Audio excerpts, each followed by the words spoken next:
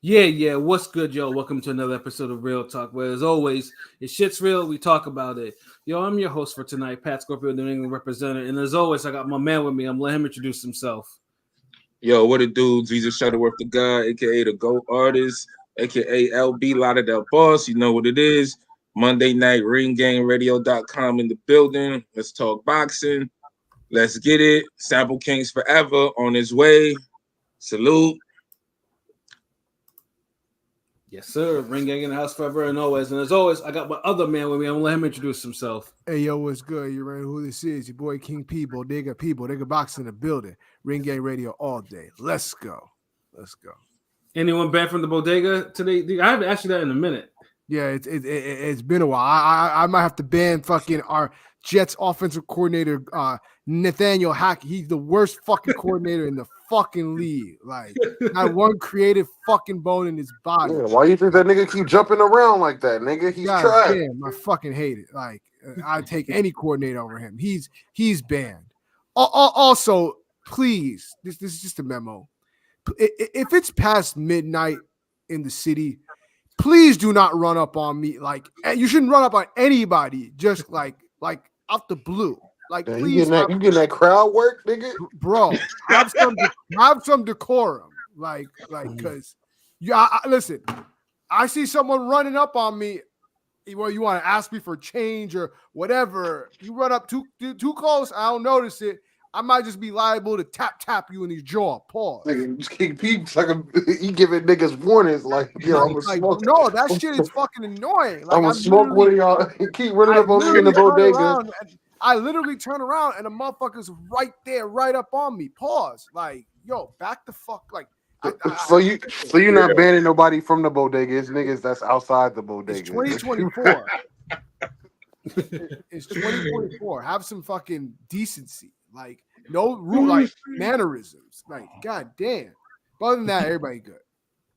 Oh yeah, I see it. I mean, just another adventures of a New Yorker, though. I swear, running up. Get that nigga $1 and keep pushing, nigga. No, nigga. First off, I don't gotta give him shit. And if he wants, he can ask, but he don't gotta just run up on me like out the blue. Like, yo, like. I mean, how did nigga run up like crowded ass New York? He winning your pockets or something. That's what I'm saying. Like, you're like super agitated. Like, was this nigga Batman? Like, were you in Gotham? No, because I get out the door and the nigga literally just like right behind me. Yo, like the fuck? Like, oh, he yelled you. Oh, you know that is because I ain't gonna like light skinned people don't like to be yelled by anybody. Like, or that. Hey, Fred. They want to be hello, sir. Hello, sir. Y'all light skinned ass nigga. That thing that yo had fucking like spooked him. He was like, hey, yo. Yeah, you would have said good day, mate. The nigga would have turned around like, hey. Like, good day, kind sir. This nigga King P wanted dude to take his hat off, be like, hey, sir, can you spare me a shilling? That nigga said, yo. He was like, hey, don't talk to me with that nigga shit. This Braxton ass nigga, yo. This nigga walked out the room like, hey, yo, P, I swear, only P gets into these types of adventures, yo. But yo, I got my other man with me. I'm gonna let him introduce himself. Hey, what's fly? It's Conscious Pilot, the West Coast Avenger, preparing for liftoff. Ring and radio. Let's get it. Let's go. Yes, sir. Conscious Pilot stays elevated above the clouds. You dig? And last but certainly not least, I got my other man with me. I'm gonna let him introduce himself. Rome top 5, retired, dead or alive, niggas. Well, that was actually a brief remix, because usually he's a little bit more animated, but yeah, Rome top 5. Hey, nigga, all right, Rome top 5, Chicago's own, nigga. We here, Bears 2-2. You know what I'm saying? Super Bowl bound, South Side. Shout out to my White Sox. Shout out to the White Sox, nigga. We had the worst league in the worst record in league history, nigga. Some shit. 39 wins. Shout out my niggas. Damn, all the games baseball niggas playing, they only got 39 wins? 39 and 130 or some shit. Motherfuck. Yeah, that means there's no one really playing. They just there. You know what I'm saying? Like, oh shit, yo. Wait. real fuck before I see him in there now. Blazing Killer, what up? Salute Ring Gang, yes sir. And John's Dotted, salute Ring Gang in the building. You know what it is. Yeah, y'all say too. We gonna talk about the whole Haney Garcia lawsuit shit at the toward the end. We gonna cover like the recaps and the other shit first. But yeah, that's the Twitter poll topic. Yeah, I know everybody want to talk about that too. I get it. That's the hot topic. And like this week and this past week, we had pretty much the women representing on Friday. We had both. We had two cards on there. The big one, obviously, was the one that was actually on regular TV with Mikaela. That you could actually watch, right? Yes, that you could actually watch. It wasn't in a secret club where you have to do a secret knock and you say a password to get in, right? Exactly. They didn't treat you like they didn't put you in the Uber with a burlap sack over your head so you can't see how you got there to the place, right? Yeah, a real arena, real fight. Got you. Yeah. Oh yeah, you're not walking around with like a half an eye mask on or some shit like that. Oh, okay. So regular. Okay, yeah. Shout outs to regular boxing on regular TV and regular apps that niggas heard of and shit. Straight up, So yeah, Sandy Ryan, Mikaela Mayer. But before we get into that, and then Paintgate, because Paintgate for whatever reason took on a whole life of its own. Definitely gonna acknowledge some stuff on the undercard, particularly for one Bruce Shushu Carrington. Like I know most of us are high in him. We like him and everything like that. And of course, it's like a whole push now for. Hey, that's y'all niggas. He's straight. Y'all the motherfuckers hyping him up for fucking Monster and shit. Nah, none of that's from me. Yeah, and of course, and we all know. I mean, obviously, if you've heard us talk about Monster before, you know why that he's being hyped up for him. Like there's specific reasons why that people are hyping up Shushu for Monster.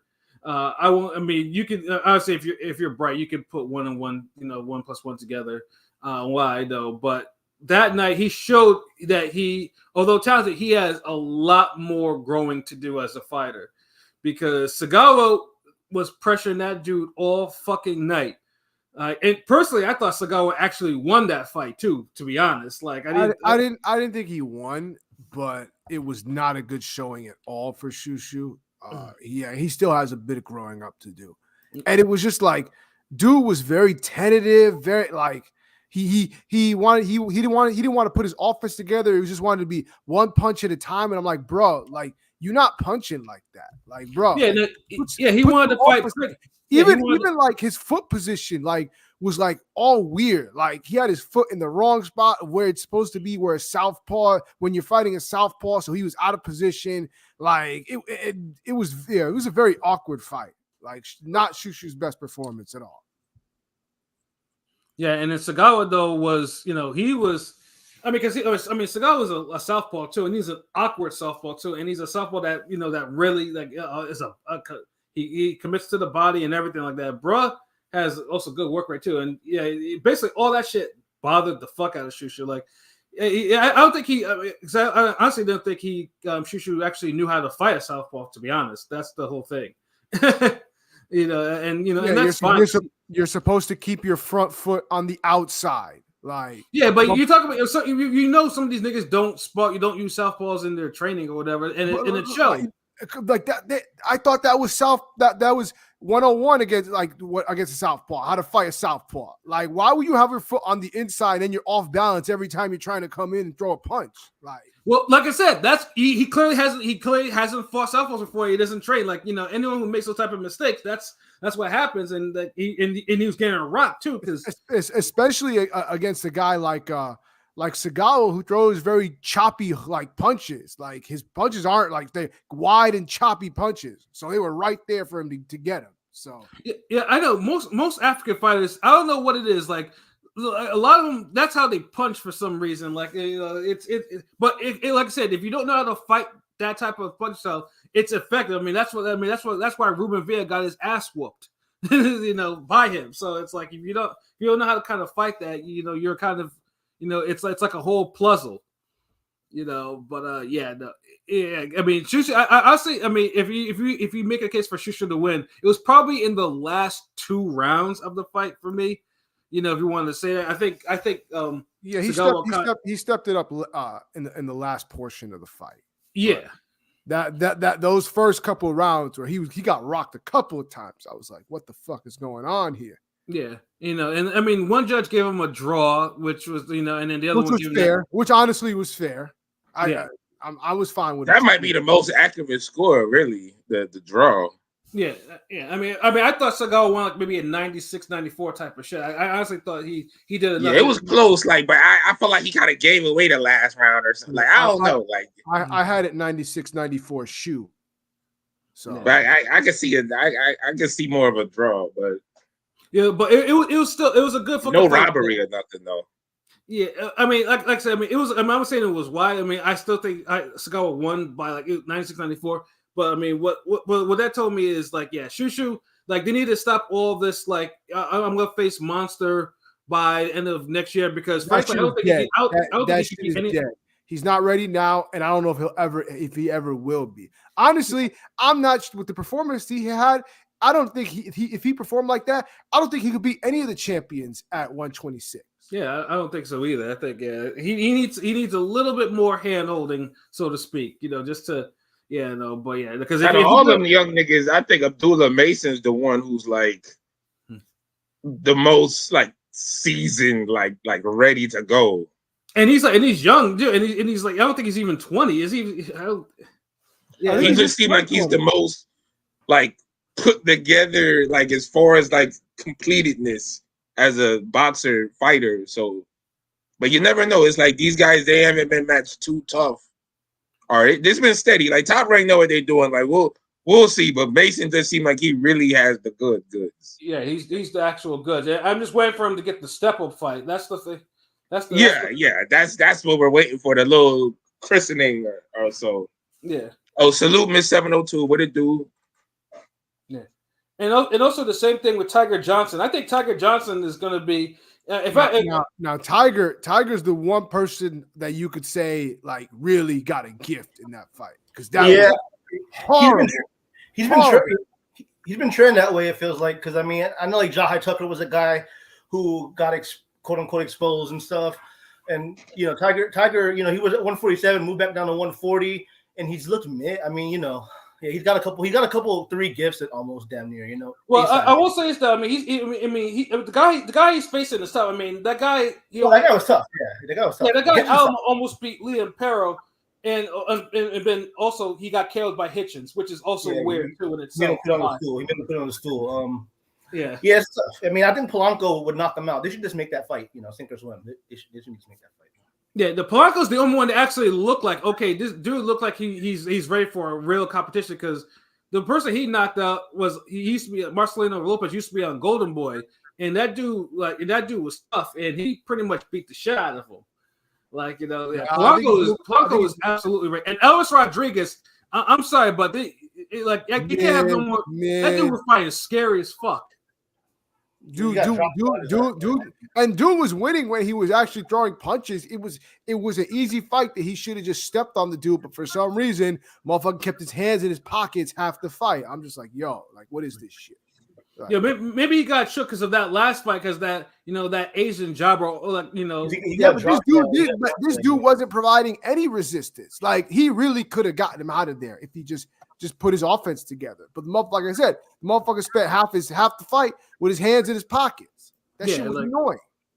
Yeah, like I was like, it's like, did he come to fight or did he come to spar? Like, come on, like get the fuck out of here. Like, same thing with Vito McNicky too. Like he should have got rid of dude too. Like, that like I legitimately like think half the audience was asleep during that fight because that like there were people that were there for Vito. Like of course, Italian dudes and like dudes from Jersey, and like I could tell they were just like groan. I'm hearing like collective groans in the first row, just like get this shit over with already. Motherfuckers was ain't nobody got time for this shit. Yeah, no. I forgot you was at the fight live. Damn. Yeah, I was doing ring gang. You know what it is? You know what it is? Y'all niggas be at fights so much now that it's just it don't even seem like it's natural. Like it don't even seem like a big deal no more. Like I be forgetting. Like because we didn't even start off with your perspective or nothing. Like No, it was cool. It was cool. The atmosphere was there.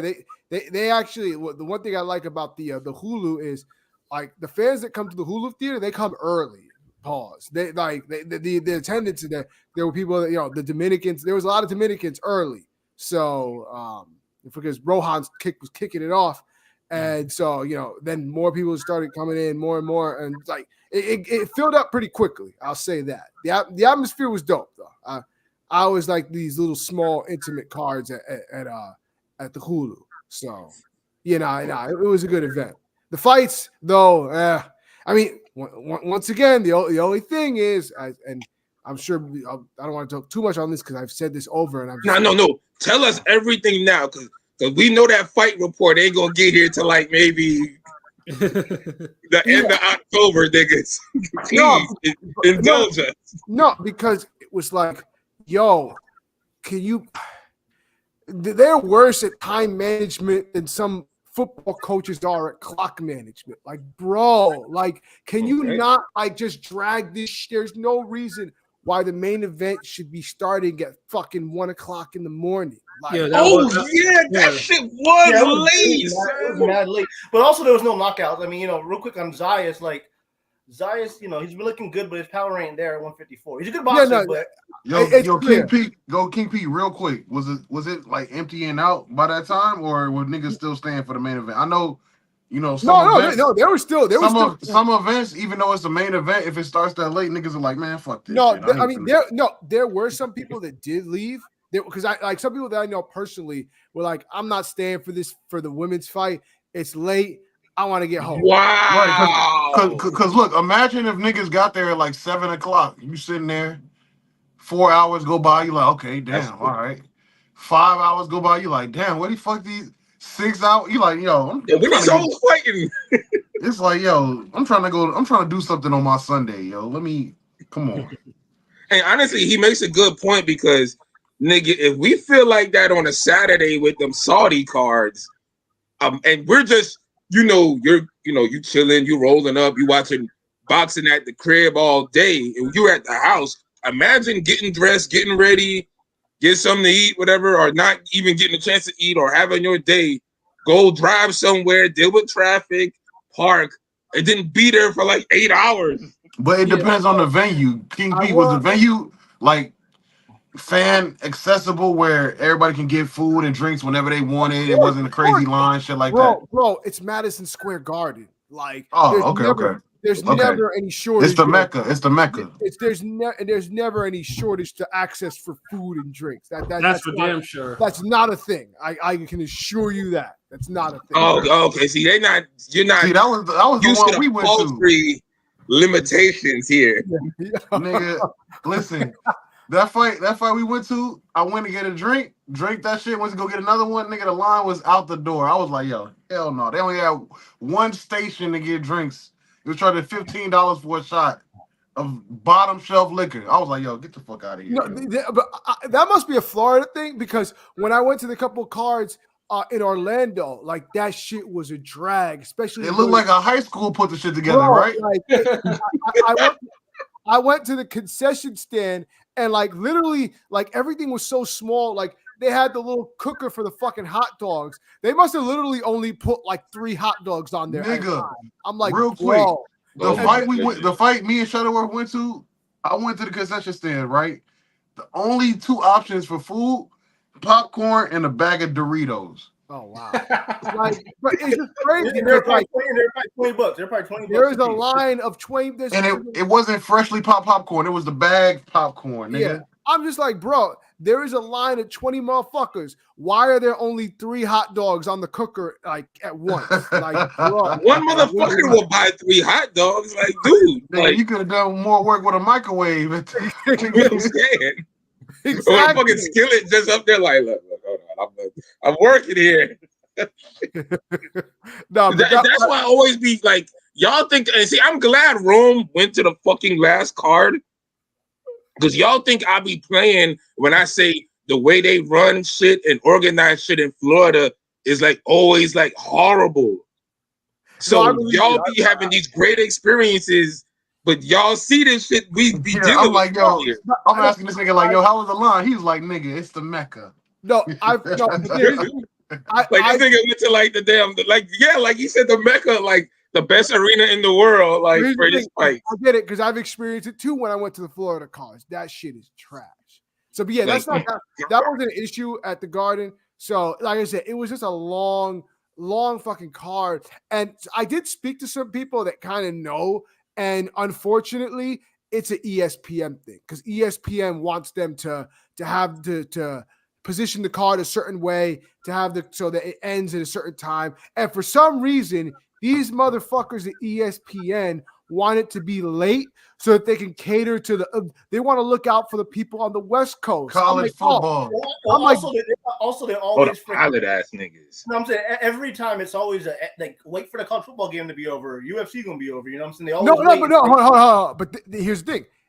This shouldn't be a problem right now because the reason why we're getting all these top rank cards on a Friday is because they don't want to put it on Saturday when there's college football. So there really is no college football on Fridays like that. I mean, I mean, on there's Fridays college it's like but there is- on but there Fridays is it's like games 4 on or 5 Friday. games, nigga. There is games on Friday. No, because every time on the top rank, you know, it's always a black, like, you know, I don't know if y'all like for Hulu and stuff, it's always a black screen for like a good 20, No, 30 there's minutes. No, I get it. There's games on Fridays, but there's not that many games on Fridays. So that shouldn't. Like be it shouldn't be a priority. Like damn, can boxing have one fucking night? Jeez. and like I said, it's just like bro, like they want to cater and look out to make sure that the people in the West Coast see it. Okay, but you're fucking screwing us over on the East Coast. So what the fuck? Yeah, Oh, the East Coast time zone gets fucked over out of more fight times than like we got to be up there with the damn them Showtime Ricky Hatton era fans or something like being 5 a.m. to see a main event type shit. Like like this shit pissed me off because we're by the time they get in the ring, the fight is finished. We're doing interviews, all that. By the time I leave out the door, it's fucking 2:00. I'm like, what the Lord. fuck? And then there's traffic. Well, no, thankfully I took an Uber. My boy Thomas. From Nigga, TV. they probably surcharged your ass like a month. I don't know how Ubers is in New York, but they probably it was 3 people. We split the charge because I didn't mind taking the train, but they were like, "Yo, no, just come on, we'll just take the Uber." The nigga that don't like getting approached by niggas in the street was gonna take the train at 2 a.m. in New York. Get the fuck out of here, nigga. Stop the cap. Because Stop you know the why? cap. that would have been a whole other side quest for this Stop nigga. the Like, cap. Because I This take- nigga because- like, because yeah, I I got do on the L train at 2 hold a.m. up. Because since I work for the city, I get on the train for free. So it was just like, you know what? I don't mind going on the train because I'm going out for free. So, and I didn't drive. Hey, just because it's free don't make the experience change, nigga. I'm It's all still right, the same niggas on that train. people don't fuck with the train these days late at night like that anymore. So I'm Oh, for usually real? good. Yeah. oh damn. That must be only on TikTok where they be dancing and flipping in the train at 2 By a.m. that time, by 3:00, that shit is over with. And the funny thing is too is like, I mean, I experienced that. All the weirdos is out though. Yeah, I mean, I experienced that whole dancing shit when me and P went to Crawford and Tiafimo doubleheader. That's And hilarious.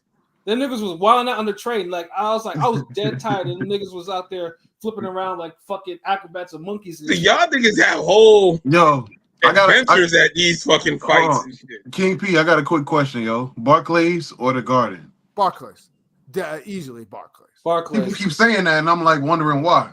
Because it's newer. The atmosphere is better. It's just the better crowd, better atmosphere, better seats. Like The 'cause view of every- the You would rather like watch. that. You would rather watch a Nets game than a Knicks no, game. hold up. There is legitimately not a bad seat at the Barclays. Like no matter what sport, what Oh, so it's like StubHub in that sense. yeah, because the way that the stadium was built, it's built like behind, like kind of like underground to match like ground level to like for the subways and shit like that. So Oh, there's so this some Baki shit then. yeah, it's on an incline. So there's literally not one bad seat there. So fire. yeah, it's better, and the security is better because that's the one thing I hate about MSG. Their security is the fuck. I just be wanting to get into it with them sometimes because I'm like, yo, y'all doing Just too been working there fucking for 50 years. y'all doing too fucking much. I mean, who did they throw out? They do that at the Bro. park. They do. See, the funny thing is, it used to be the opposite. Years ago, Barclays was stricter and MSG was more lax. Now it's flipped. Now the security at MSG, I don't know why, are more asshole-ish. And when I go to the Barclays, I don't have any issues. I don't know what it is, but They're trying to get their rep back. Trying to because get their rep. I Yo, remember. Go ahead. I was gonna say, Pilot, you been to the Sphere, nigga? Yeah, I went there. Is it fire? It's not. I mean, it's cool. I mean, I went there for like a little. A concert, right? No, it was like a presentation. Like it was like a little video. It was like a fucking like a journey type of thing. Whatever. It was cool. You make it seem like this shit's whack, nigga. That's like the best shit I've seen on Instagram visually. Like when every time I see they put like some shit on there. Oh no, wait. The Spear, like the shit the Sphere UFC Stadium. was at, Yeah, the shit in the Vegas. Yeah, the Vegas shit. yeah. That shit gotta be raw too as a stadium, because it's like everybody got the same seats in that bitch too. It's cool. It's It's cool. circle. Yeah, it's all right. I mean, But You just saw like a presentation there. Yeah. yeah. And this nigga Pilot like not excited at all. Pilot That shit went sound there like, for a like, you know, PowerPoint like- presentation. Yeah, like he saw like how to work Excel or some Like, shit. you go on a world journey, like you were like, interacting with with like that, different countries and shit like that, and animals and all that shit. What kind of We Are the World? This Yeah, Disneyland? What kind of alternate side mission is that this? that shit had to be free to go to. Yo, That shit was. hold on. What the fuck? How did we get here? Yeah, that's what I said. Because we're asking No, about. because Like, I'm thinking about the stadium presentation because I'm like, I Like, know maybe the we garden. went for a concert or something. Maybe we went there for a concert or something. yeah, But because we were asking about my experience at the Garden. Oh, okay, but nah, that was a little dope side. We know Pilot be hitting up these. Because I know these niggas get to free see the side best questions. stadiums. No, But but you go to that the best stadiums and the best, fights and shit. I'm but trying the to see atmosphere, but the atmosphere was dope. It's always dope. So and because they threw on like everybody, all different types of fighters. You had everybody out. The Puerto Ricans were out. The Dominicans were out. People from Brooklyn were out. People from Jersey were out. what was the largest crowd? You had people from fucking the UK that came. Who represented the hardest? Everybody So that- represented. No, the funny thing is, almost everybody represented equally. It was an equal distribution. Oh, that's crazy because there's Yeah. always like one group that's a little more Them hyped than Cubans, everyone else. them Cubans took over that fight me and Shuttleworth went to, nigga. It was Yeah. all Cuban flags everywhere. I was sitting next to Cubans. I was in between Cubans. It was everywhere.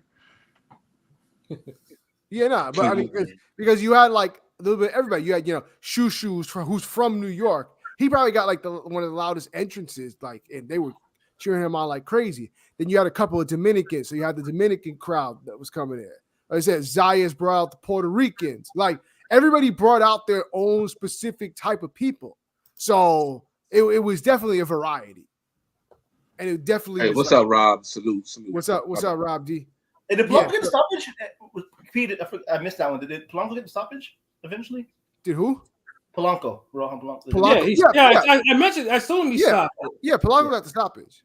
Okay. It was easy. He made. All right, let it me easy. ask you about Xander Zayas, man. We What's up? gonna probably start Go doing ahead. word association games. Go ahead. Xander Zayas versus Virgil Ortiz. Who wins? Virgil. Virgil. Xander Zayas versus Zoo. Conwell. Conwell. Conwell. Boacek. Probably Belichick. I think Xander could win that, but it's a tough one. I would favor Boacek slightly though. I think Zaya's problem is that he was a young kid at 147. He had power and pop. At 154, he has he's not getting knockouts, but he can I think Zay. I mean, the one thing is that it's funny because Zayas like I feel like Zay, from my opinion, for the last couple of fights, like Zayas is clearly improving as a fighter, like skills wise, like offensive. He's showing more variety offensively. I like his work rate. He's becoming more responsible defensively. So He's a good boxer. the issue is just the power is just not there. Yeah. He can get away right now with having respectable pop, but when you face a guy like Ortiz or a heavy puncher like Boacek, are you going to be able to keep them off you? You know what I'm saying? The power is just not there. I said the offense is there. I mean, hey, he's developing offensively. Because he's seasoning up. It's just because I feel like that he has to get seasoned up right now because he's been kind of taking a minute. Like, because literally, I still don't think he beats like the top 10 guys. Though. He's got skills. He's got skills. You know, he got skills. Like literally, when I tell you, like he literally threw every different punch. Like, he's better than Berlanga. Sorry, yeah. Stop. He's hey, what up? What up, Travis? What it do? Alexander Usyk, Naoya Inoue, and Terrence Crawford. I think he's much better than Berlanga as a fighter, as far as like skills wise and just technical skills. He's better than Berlanga.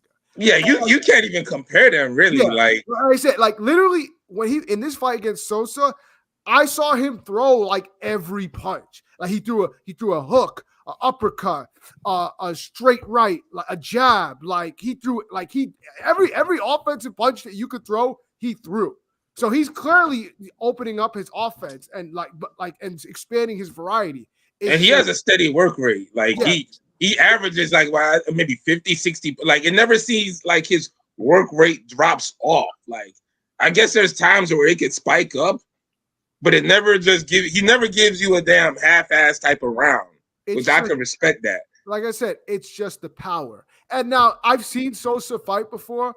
Sosa's a tough guy. If nothing else, he's a tough guy and he's durable. So I didn't expect him to knock him out. But my thing is like it's becoming a pattern because like the Teixeira fight, this is a guy in Teixeira that was inactive and hadn't fought at 154 in years. They brought him back down there, weight drained, to be a victim, and he went the distance. Now he did play survival mode, but I expected Xander to stop him. So he was hittable enough to get stopped. He wasn't like that's what I'm saying. He wasn't like he was spoiling crazy on some Survivor. Like that too.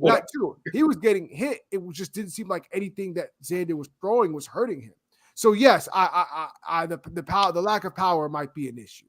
So, and he's not feather fisted. It's just like. For 154 out of 1 through 10, like the power scale is 1 through 10. It seemed like Zaya's power is like a 6. Like it's going to the same thing. At the same time, like jinx, but the whole like it's a little above average, but it's not a 7 where he could kind of hurt you or drop you. And if he keep at it, he could for his work rate, he should be getting some late round stoppages. Yeah. I would like to see him versus Jahai. I know Jahai wants that fight. Just make that fight. That's a good fight. So, yeah. What do I know? I'm just a small time bird lawyer. I don't know shit about promoting and matchmaking. So, career right. I mean, dude, like Blazing Killer, like. The only difference between Berlanga and Zayas is one got lucky. But he kind of like he did a hurt from the wire. He kind of failed up. He failed up into a Canelo fight. Like he wasn't looking spectacular where he deserved and earned it like a Benavidez has. Like he looked good enough and had a name viable enough to get a good return as a showcase fight for Canelo. Like, honestly, it's more of an insult to Berlanga than Zayas. Because no one's going out of their way to try to give Zayas a payday like that now. Hell no. and remember, they was both on the same team, same promotional company. One stayed the course and is looking better and improving. The other one said, "Fuck this." Like, nah. By the way, I saw Berlanga there at the fight, and he had all of a sudden, like I'd never seen it before, but he had all type of security with him and everything. I'm like, oh, I see you spending your Canelo money on security now, getting a little Hollywood on us. Like, dude, like security for like niggas really trying to mob him like that? Like, I didn't see motherfuckers trying to mob him like that. Like, but he brought security with him. Like, all right, do you? Man, niggas probably forgot that nigga even fought Canelo already. I know. Like, you didn't do nothing memorable, bro. Like, you You was in front of the man for 12 rounds, and you acted like you need like security, like you, bro. Like I just thought it was funny. that is funny. That's actually funny as hell. Because like no way, I'm thinking this out of everybody. Because INC Zhang didn't have no security. And dude, everybody was rolling up on Zhang. Like pictures. He was at one point. He was like definitely getting mobbed. Like they was fucking with Zhang. Like Zhang is popular when he comes over and like is in the crowd. Like all he had was a translator. He ain't got no security, no nothing. And he knocked out everybody's favorite American heavyweight. Oh damn. What is this nigga doing, son? Like he's a nice guy. Zhang is a nice guy, and he's very personable. I will say that. So that's what's up. So I can understand, but this is Berlanga, like this whole press tour about surviving Canelo, like it's a damn documentary, is like getting ridiculous now. Like niggas is really like saluting just going to the store now and shit, like doing regular shit. Like you a boxer, I would hope you know how to damn be durable, but just making that your whole moment is just weird. But all right, whatever. So how was the lead? Was the crowd still into it because the main event started late, bro? So how was the energy for that? And I know Pat could do the whole paint shit and get into particulars. So the crowd was it was definitely an ascension, I'll say that, in energy. I don't it's one of those cases of low expectations and outperforming those expectations. So people just went into that fight very ho-hummer. Let's see what they can do. And then we got what we got, and it got better as things went along. I'll say. You know what it sounds like? No one really knew about the women's fight like that, although or gave a fuck, or gave a yes. Like it just sounds like it was like, because I know me, I would be like, fuck this. I know this is gonna be the best fight on the card. I know I sound like I would be looking like crazy up there if I was to say that. Well, they cheered it by the end of that fight. Motherfuckers were agreeing with you that was the best fight on the card. Because I'm just like, wow, like like I don't know what's the disconnect sometimes. I'll let Pat take it from there. But yeah, go ahead, Pat. Do your thing, bro. Yeah, because I mean, going into this fight though, I mean, during the broadcast they said that okay, Sandy Ryan, she got attacked by a mysterious assailant, who splashed red paint on her, and and then you see the picture of her. I think I put it as the screenshot for when I set up this live podcast before, and it was just like, first of all, I think Sandy Ryan, because I don't think she's not used to American fuckery like this. So the fact that she got hit with red paint, it seemed like she was just so like traumatized by that shit.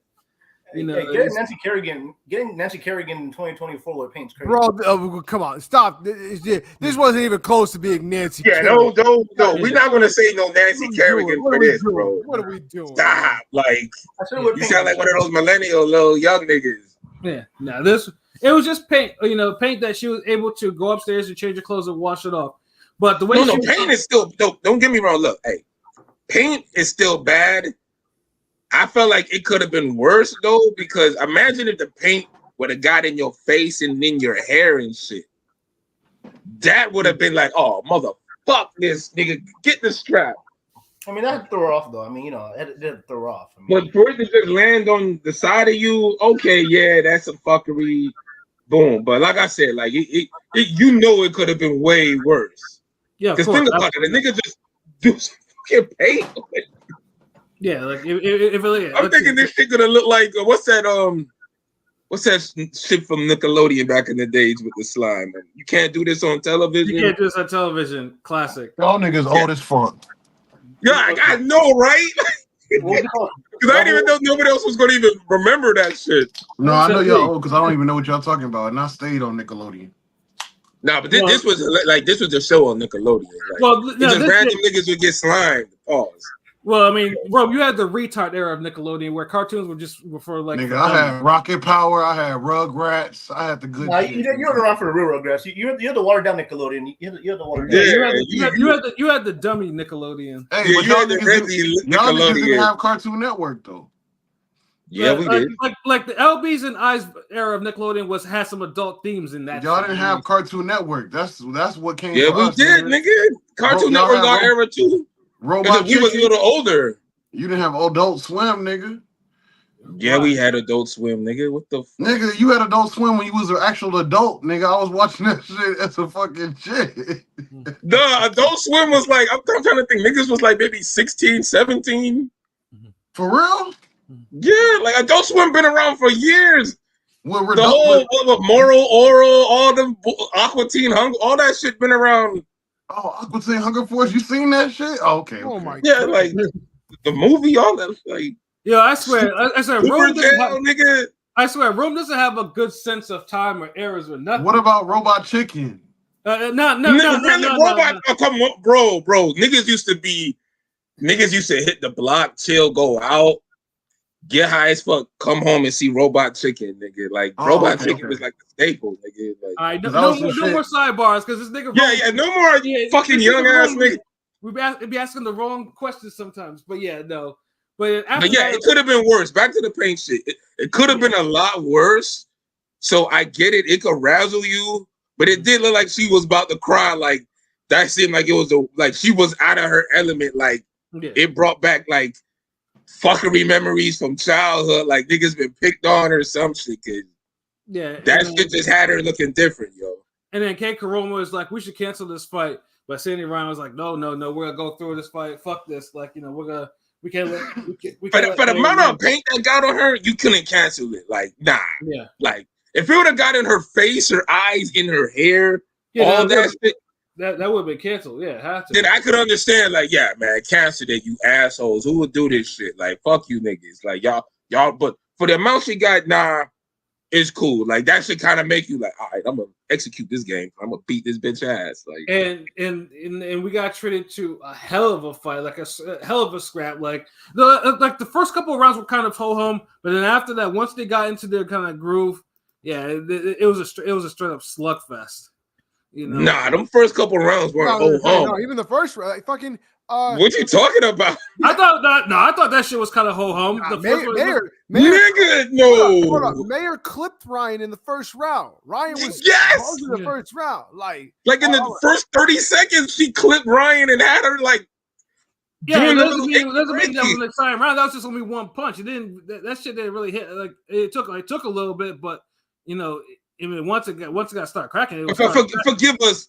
For viewers, forgive us. Pat is from the old nigga era where if a fight isn't George Foreman, Ron Lyle within the first 10 seconds, it's ho hum. Like you sounded like you one of them niggas. Like, it was. God damn, if that's ho hum, nigga, I hope every fight we get is ho hum like that. Then shit. Nigga said, well, the first couple rounds were like. Bitches getting clipped and doing the damn sea walking shit, and motherfucker said that's all right. Keep going, man. My bad. But it wasn't like, you know, where later in the fight where you see Mayor, when you see Mayor going backwards and you see Ryan like landing like 3 consecutive straight right hands across the jaw type of shit.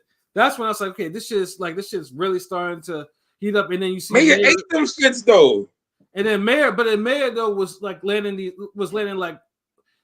When she was playing her feet to throw the left hook, she was rocking. But the thing is, she wasn't throwing in no combinations like that. I was like, yo, you have her hurt, and then Ryan would kind of like clinch and everything like that.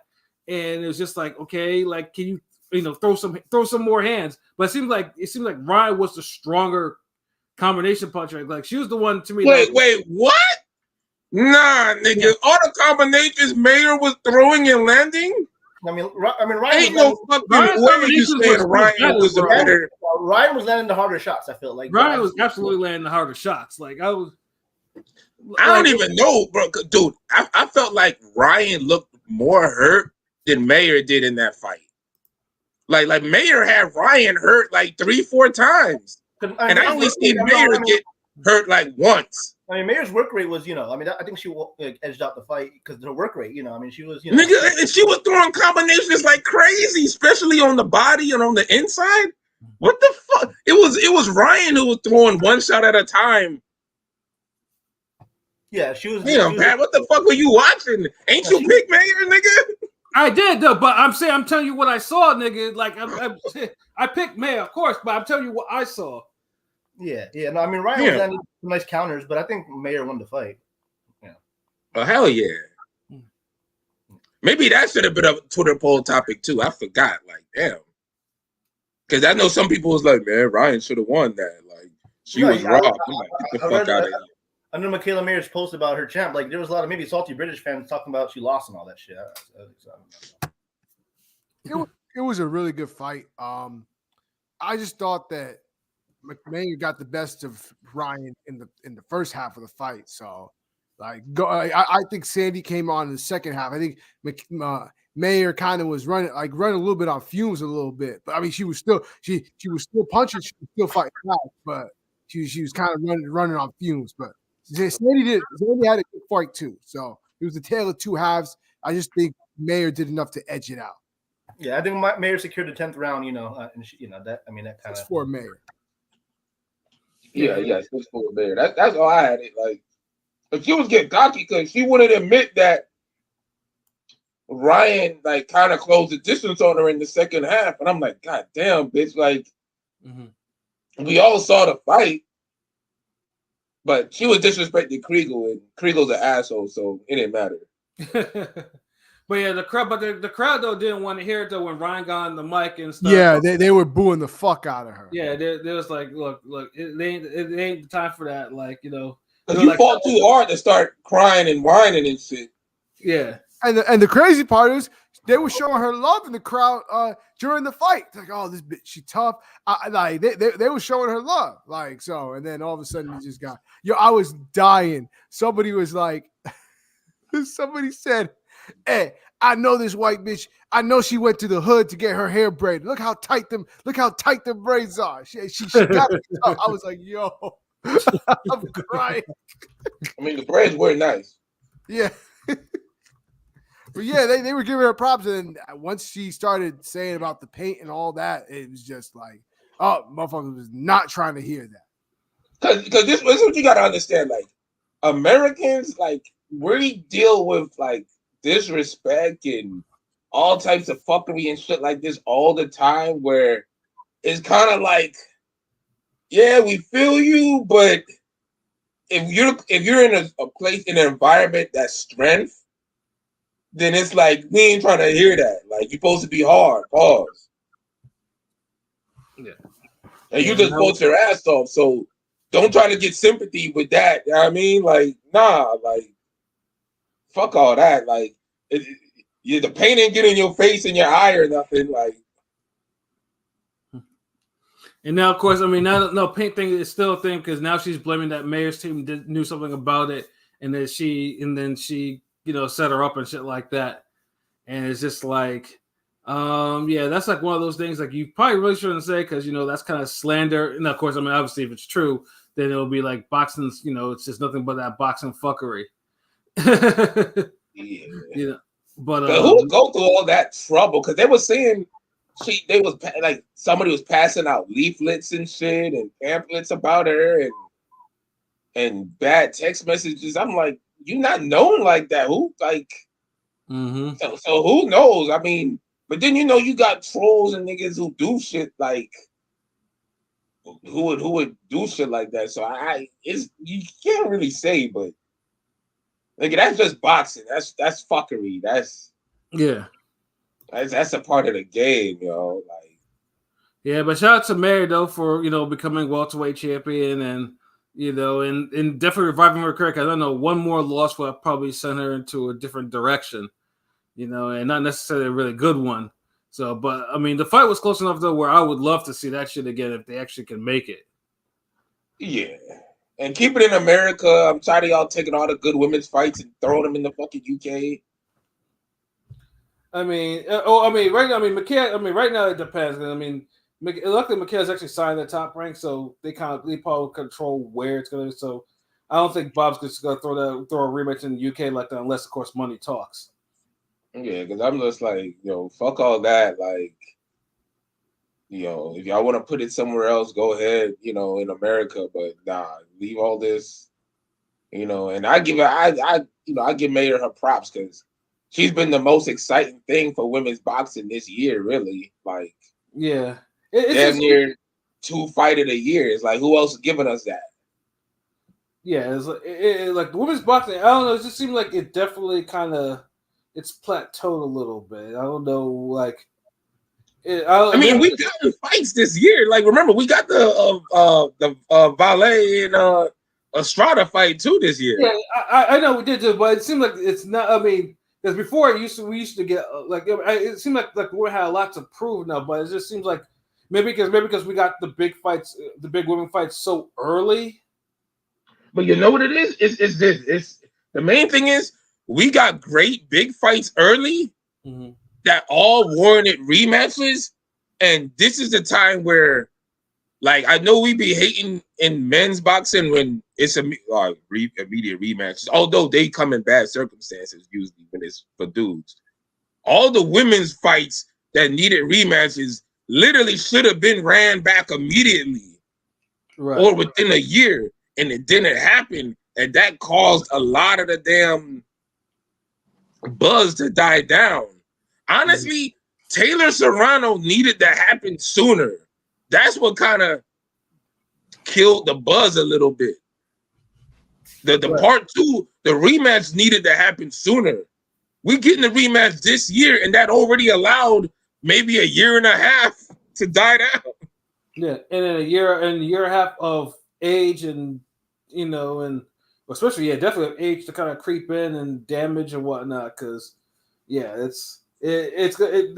when they fight in was it like 5-6 weeks or whatever, I don't think they're gonna be the same fighters like they were in that first fight. Like, someone should probably get stopped, but or that's what I'm saying. Like, it took too long. Like.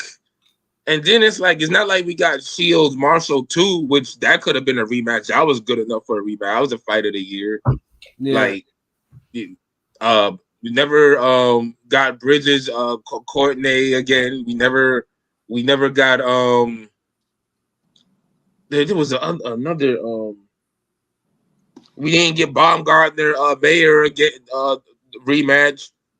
It was just so many shit that just should have happened that we didn't get, and it kind of just.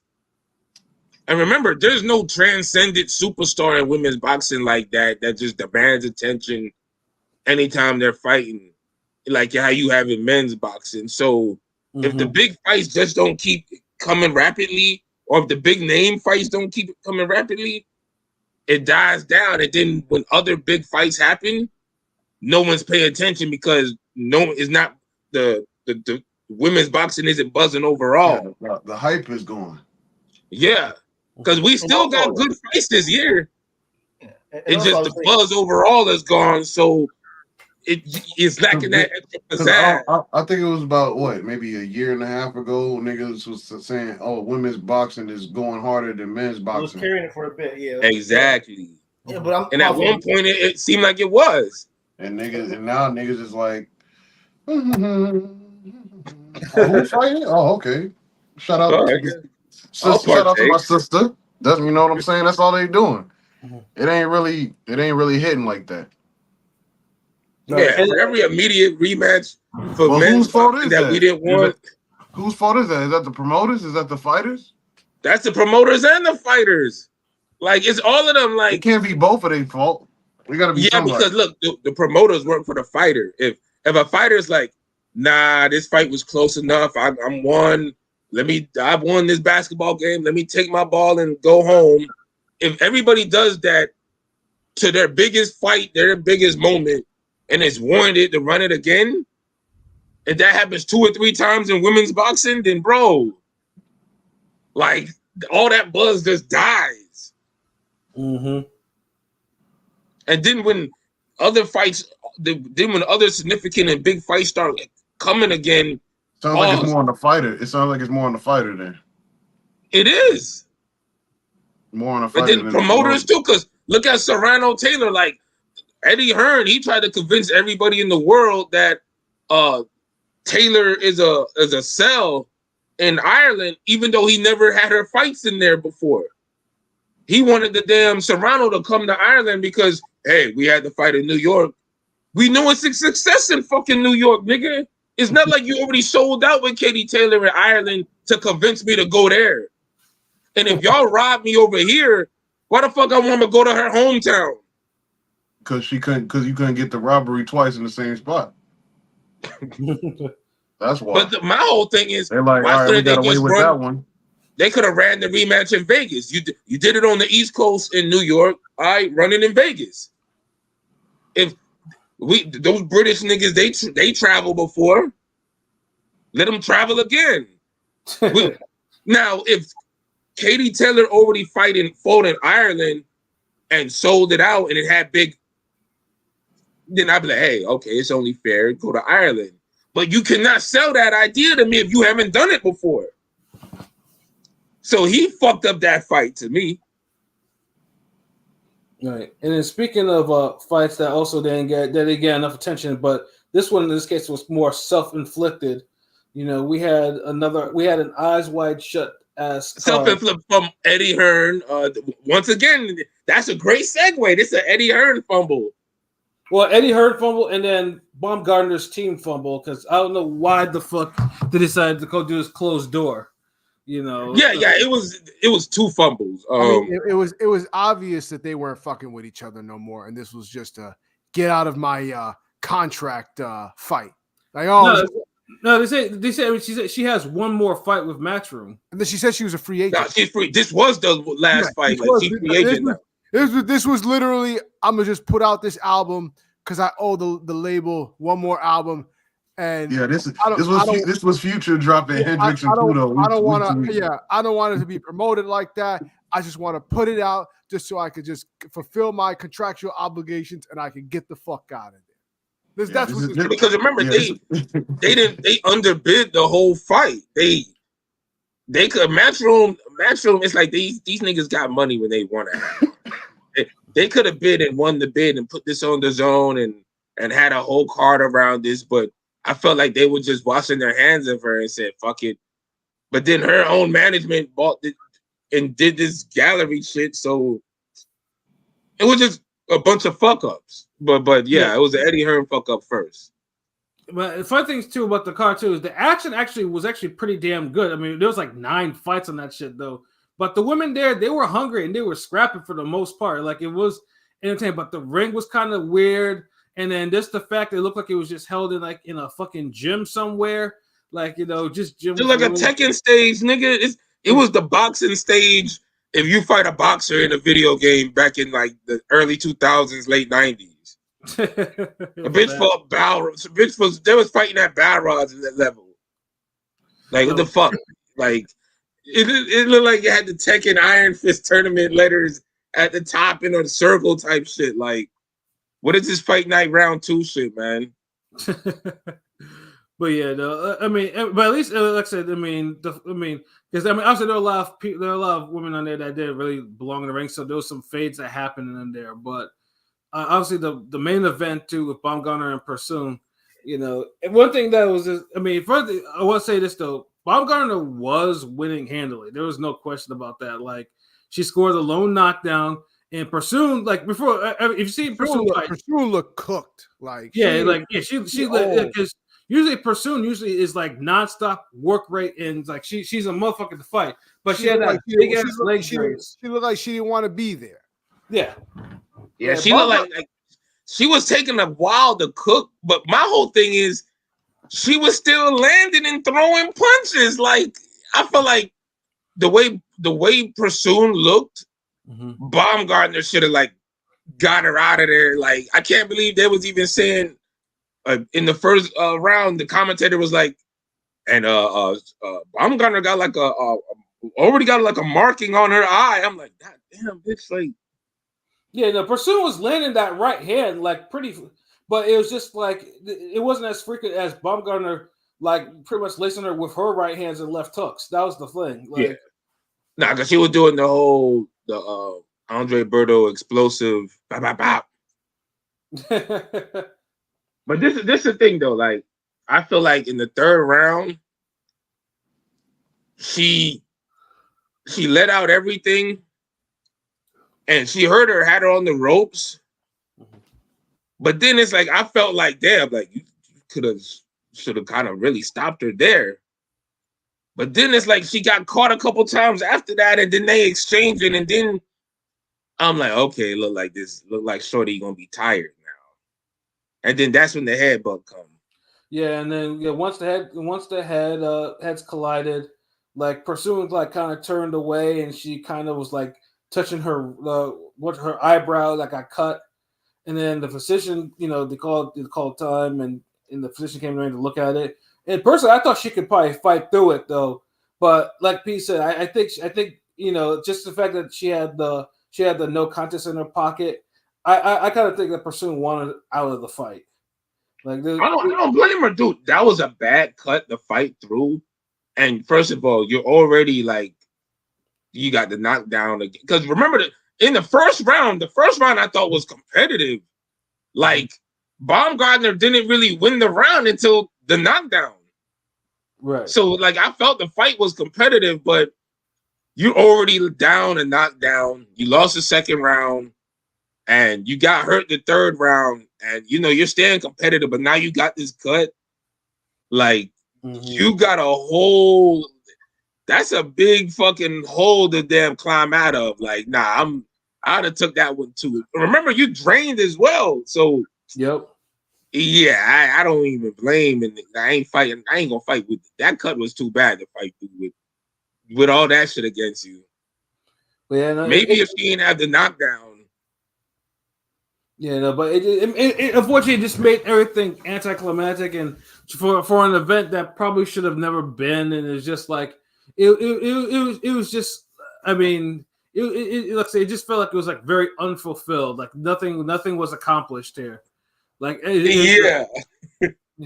wasn't supposed to really be accomplished. This was, like I said, this was literally just an album to put out an album to get off the label. Like this, no promotion, no nothing. Get me the fuck out of here. So with the no contest, do they have to rematch or no? That's all right. No, they don't have to. They don't have to. No. So what? I mean, because what's the point? It was just a waste of time. No, it wasn't a waste of time. It did what it was supposed to do. It was a contractual obligated. It helped her fulfill her contractual obligation. That's it.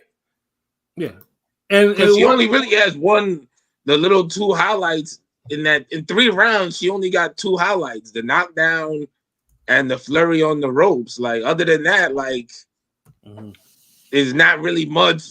A couple explosions are getting caught with jabs and right hands. Like she didn't show us. The fight didn't go on long enough to show if her stamina is improved without performance enhancers. We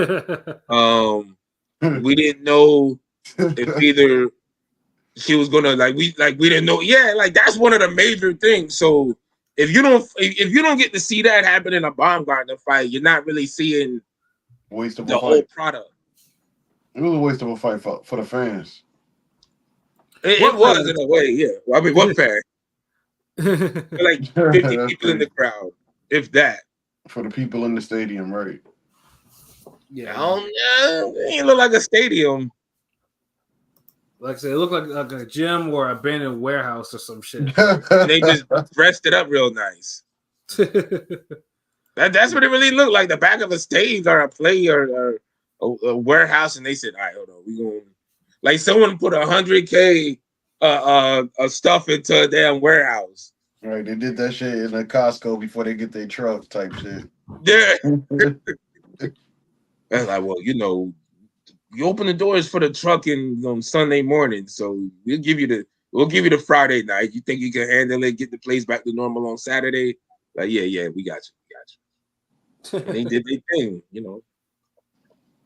Yeah, no, and that's what pretty much it is. So I mean, we don't know where Alicia's gonna go. Like I mean, Matchroom is going. I mean, there's Golden Boy. There's there's Top Rank. And PBC obviously doesn't send women's fighters, so there's Queensberry maybe, who knows, or maybe she'll just stay independent and just do her own thing, do her own promotion. Well, we'll see.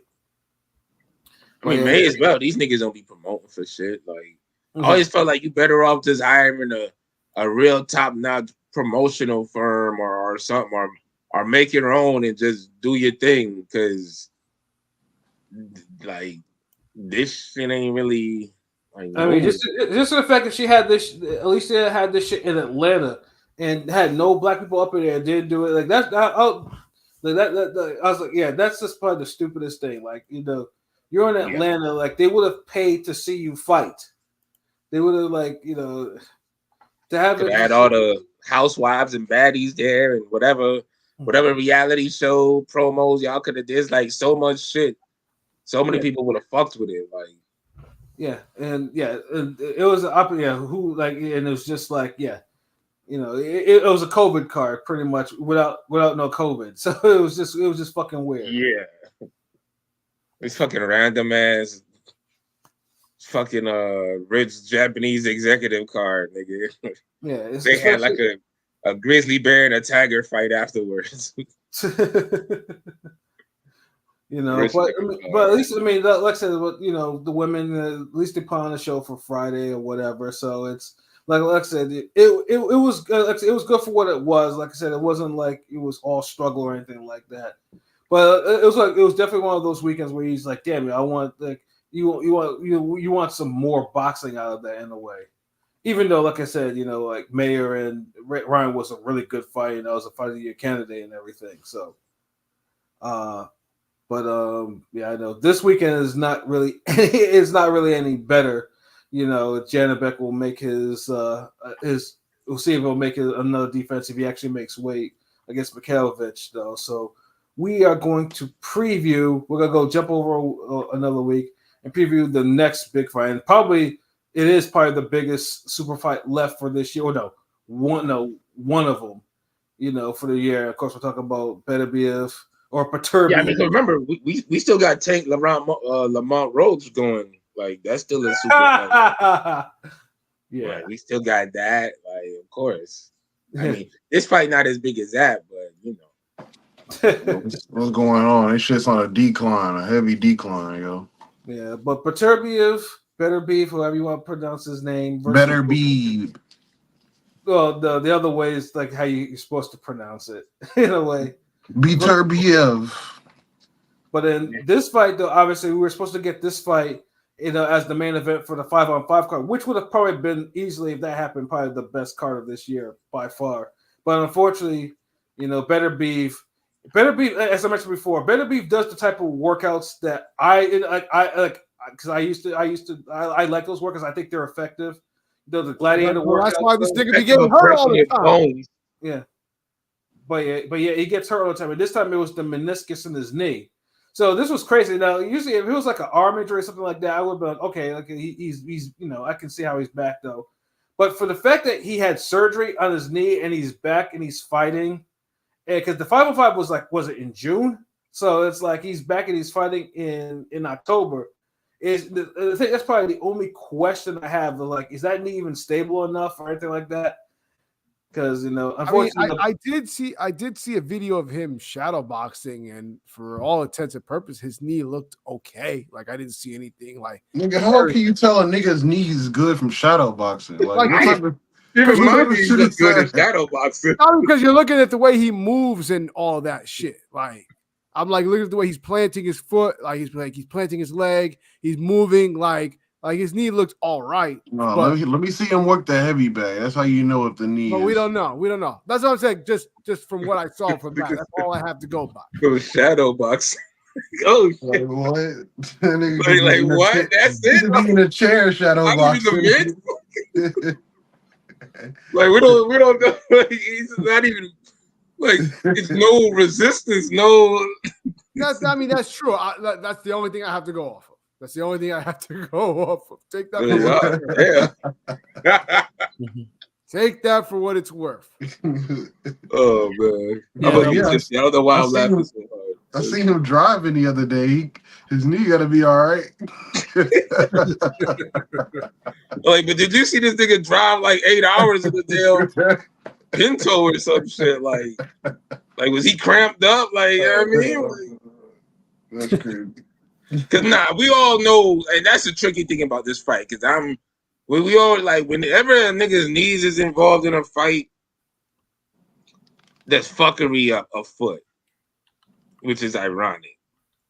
Cause like Sergio Martinez, he couldn't spar that much, you know, cause his knee was fucked up. So when he get in a fight, the first couple hard shots, he's like, oh. Yeah, remember it's all mental too, because that nigga could be in the ring thinking like, I hope my knee doesn't fucking fuck up. How long ago did he tear the meniscus, Pat? How long was it announced that he tore his meniscus? It was like maybe a couple weeks before the 5-on-5 shit. Because it said so let's say May. I'm looking. It says like healing could take between 6 to 8 weeks. 4 to 8 weeks. So about 6 to 8 weeks. How long has it been since then? Like about 5 months. So 4 months. So you're looking at what? June, July, August, 3 months. September. 3 months. So 12 weeks. So 12 weeks. Yeah. So the recovery time is. Remember, recovery, rehab, then back to training to get to original strength. Then you gotta probably over strengthen it just so you don't fucking pop that shit again. Like, no. And on top of that shit, because, you know, like I said, Better B's workouts are ridiculous. Like, I have no doubt he's probably going back doing that same shit again. So it's like, you know, like he got money and access to like the top doctors, medical niggas. So you got to look at that in his favor. His age play a factor that goes against him. But he was in shape because remember he fought this year. Injury does not just hurt you physically. It's a lifetime mental scarring. A nigga will always think, listen, if you slam your hand in a door, you're gonna think about every time you close a door, let me make sure I don't slam my hand.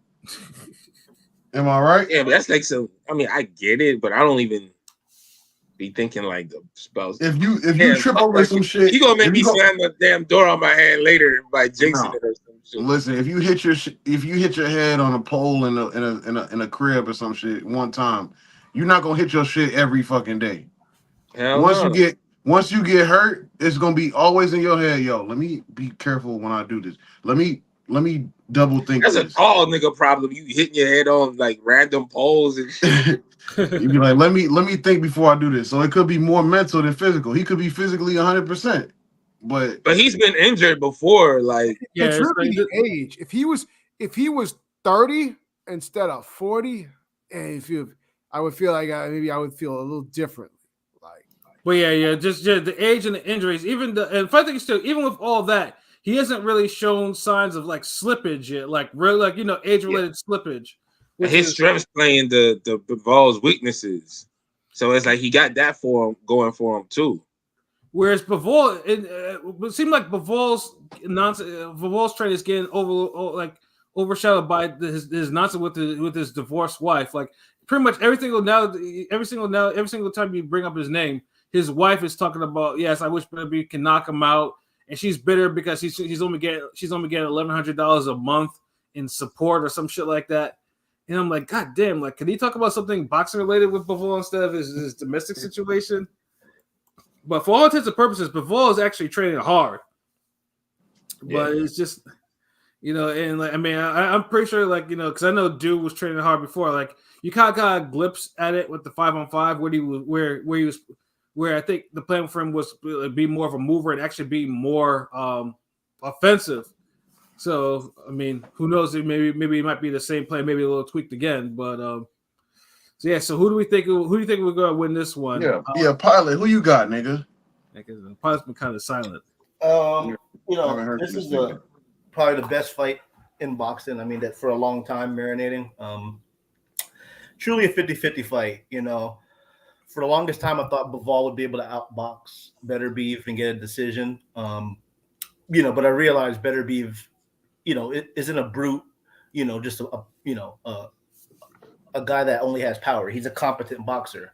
So I'm wondering if Bivol can be perfect for 36 minutes. That's my thing. I don't know if he can. Like, I think for Bivol to win, he's gonna have to become the puncher. He's gonna have to, I know his power is like iffy in terms of if he has enough power to keep Beterbiev off him. But I think in order for Bivol to truly win, it's going to be kind of like a role reversal of the first Leonard Hearns fight, where basically, Leonard was a puncher too, but Leonard ended up stopping him. That kind of thing. So who gonna expose who?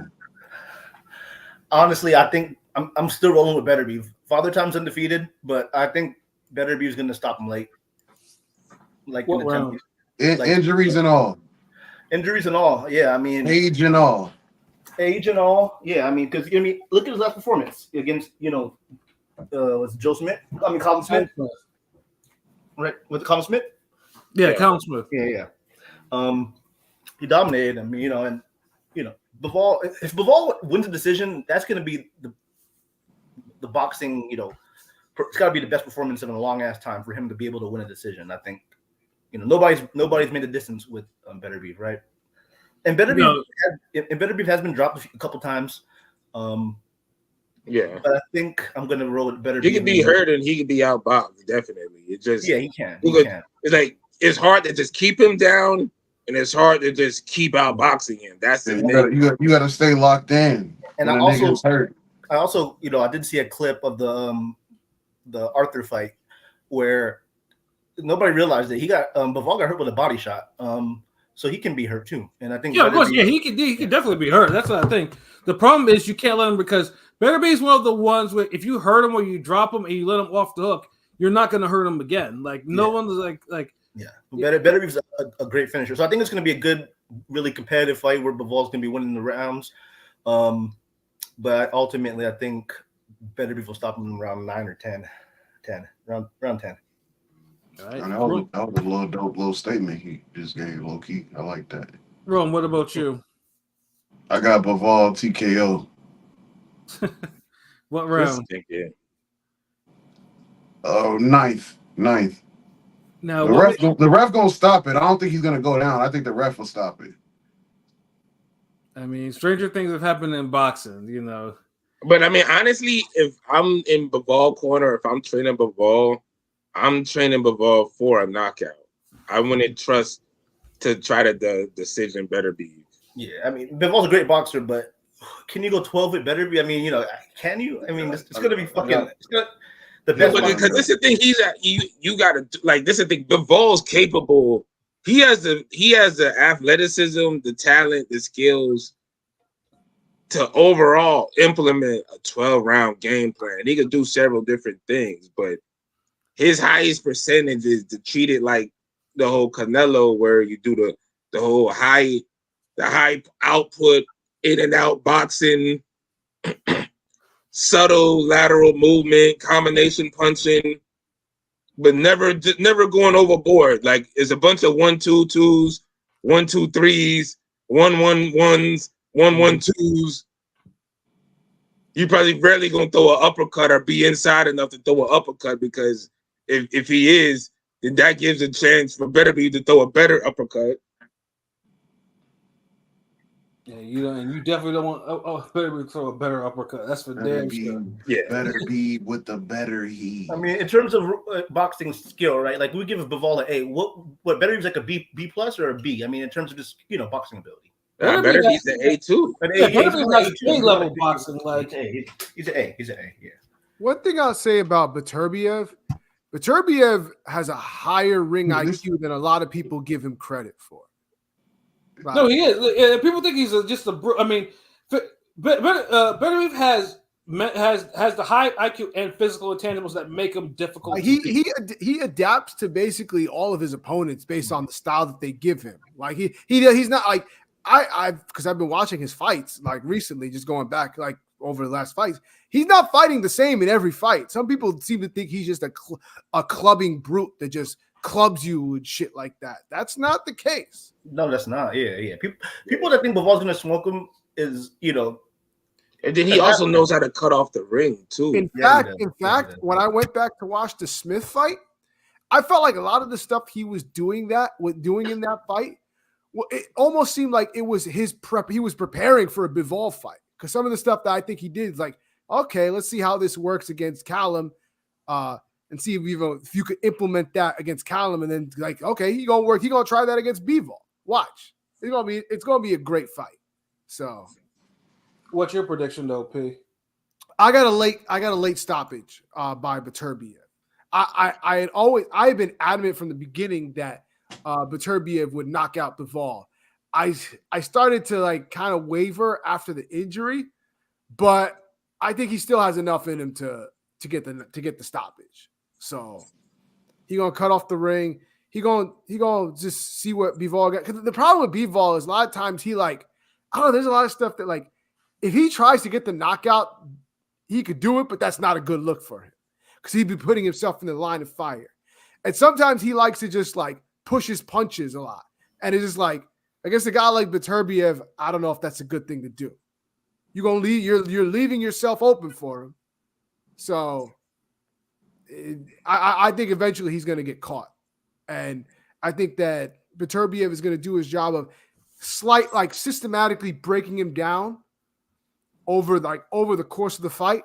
And then I think by the late rounds, the body work that he does, he'll invest in the body work, and that'll slow Bivol down. And I think by the late rounds, Beterbiev will hit him with a nice shot and will flurry him and get him out of there. I'll go 11th round. All right. LB, what about you? King, what if Bivol bring a baseball bat? Would you still choose Beterbiev? Oh, nah, like honestly, years ago when this first fight was first like looked at like as the fight that needed to happen, I felt like Beterbiev could get this. I felt like Bivol could get this nigga. Like he has all the tools, and just I felt like he would just pile up punches and combinations and just kind of freeze Beterbiev, like just kind of almost Pacquiao clotty him in a sense. And he low-key did the same thing to Zurdo. But the thing is with that, like, and the reason why I could work with Bivol, because Bivol punches correctly where he's not really dropping his hands. He brings the punches back to his face. So you got to be like a real sharpshooter counter puncher or a real heavy-handed guy. So when you counter and exchange with Bivol, because that's really the best time to hit him back. Real quick, Kobe, let me ask you, do you think Bivol has enough, does he have the power? Because that's the question. Does he have the power to keep Beterbiev off of him? Do you think? Yes, if he sits down and decides to, like, look, and it's funny because both of their last fights, I felt prepared them for this fight, which it rarely happens. Because if you remember, Bivol on I think the 5-on-5, he fought that one guy Who who was a puncher. Oh yeah, that guy. There's another guy. Yeah. Yeah, that guy was aggressive as fuck, and he was damn like putting hands on Bivol, and Bivol had to really box and kind of box fight this guy off, and Bivol hurt him and got him out of there. The fight against Arthur before, he was trying to go for the stoppage. I don't think he might have to fight kind of like that against I don't know if the back foot shit's going to work against Beterbiev. Nah, see, this is the thing. He didn't really go for the stoppage for King Arthur. Like, nah, he look, this is what fools you with Bivol. Since Bivol runs his hands, people think he's going for the stoppage. But a lot of times he just runs his hands to just kind of keep you like low-key on some Austin Trout shit, like to kind of keep you neutralized. That's when he starts pushing his punches. When he really wants to tag you and throw punches and you're not gonna open up with him, he'll really hit you hard. Like he'll hit you with enough, because he's a big guy. Like he'll put his body in shots. So the way he was piecing up Canelo and the way he would piece up Zurdo at certain points, and the way he got the last guy, he could punch like that, and he'll definitely get Beterbiev's attention. Better Beef ain't got like the best chin or nothing. Like he's tough, but you know he could be clipped, he could be hurt. Yeah, I mean that's literally probably his weaknesses. He because Better Beef can be caught cold. That's one thing. Like, Yeah. and that's where you have to kind of dent him. Like if you let him warm up into the fight, it's almost game over. Like you have to. So can Bivol. We've seen. Listen. Pepperidge Farm remembers him getting put on Queer Street by Joe Smith. I remember that. I was there. I was literally there ringside watching like this motherfucker go in zombie mode. See, this is the thing. It's now the difference in between those guys is like Bivol gives like Arthur Better Beef gives you more opportunities to hit him though. That's the difference. It's really hard to catch Bivol with like your best punches. And Joe Smith just happened to catch him just right to have him. And In the 10th fucking round. Yeah. Yeah, and this is after, Bivol was just boxing Joe Smith's ears off, and Smith just happened to catch him just right, right behind the ear and have him zombie walk into his corner.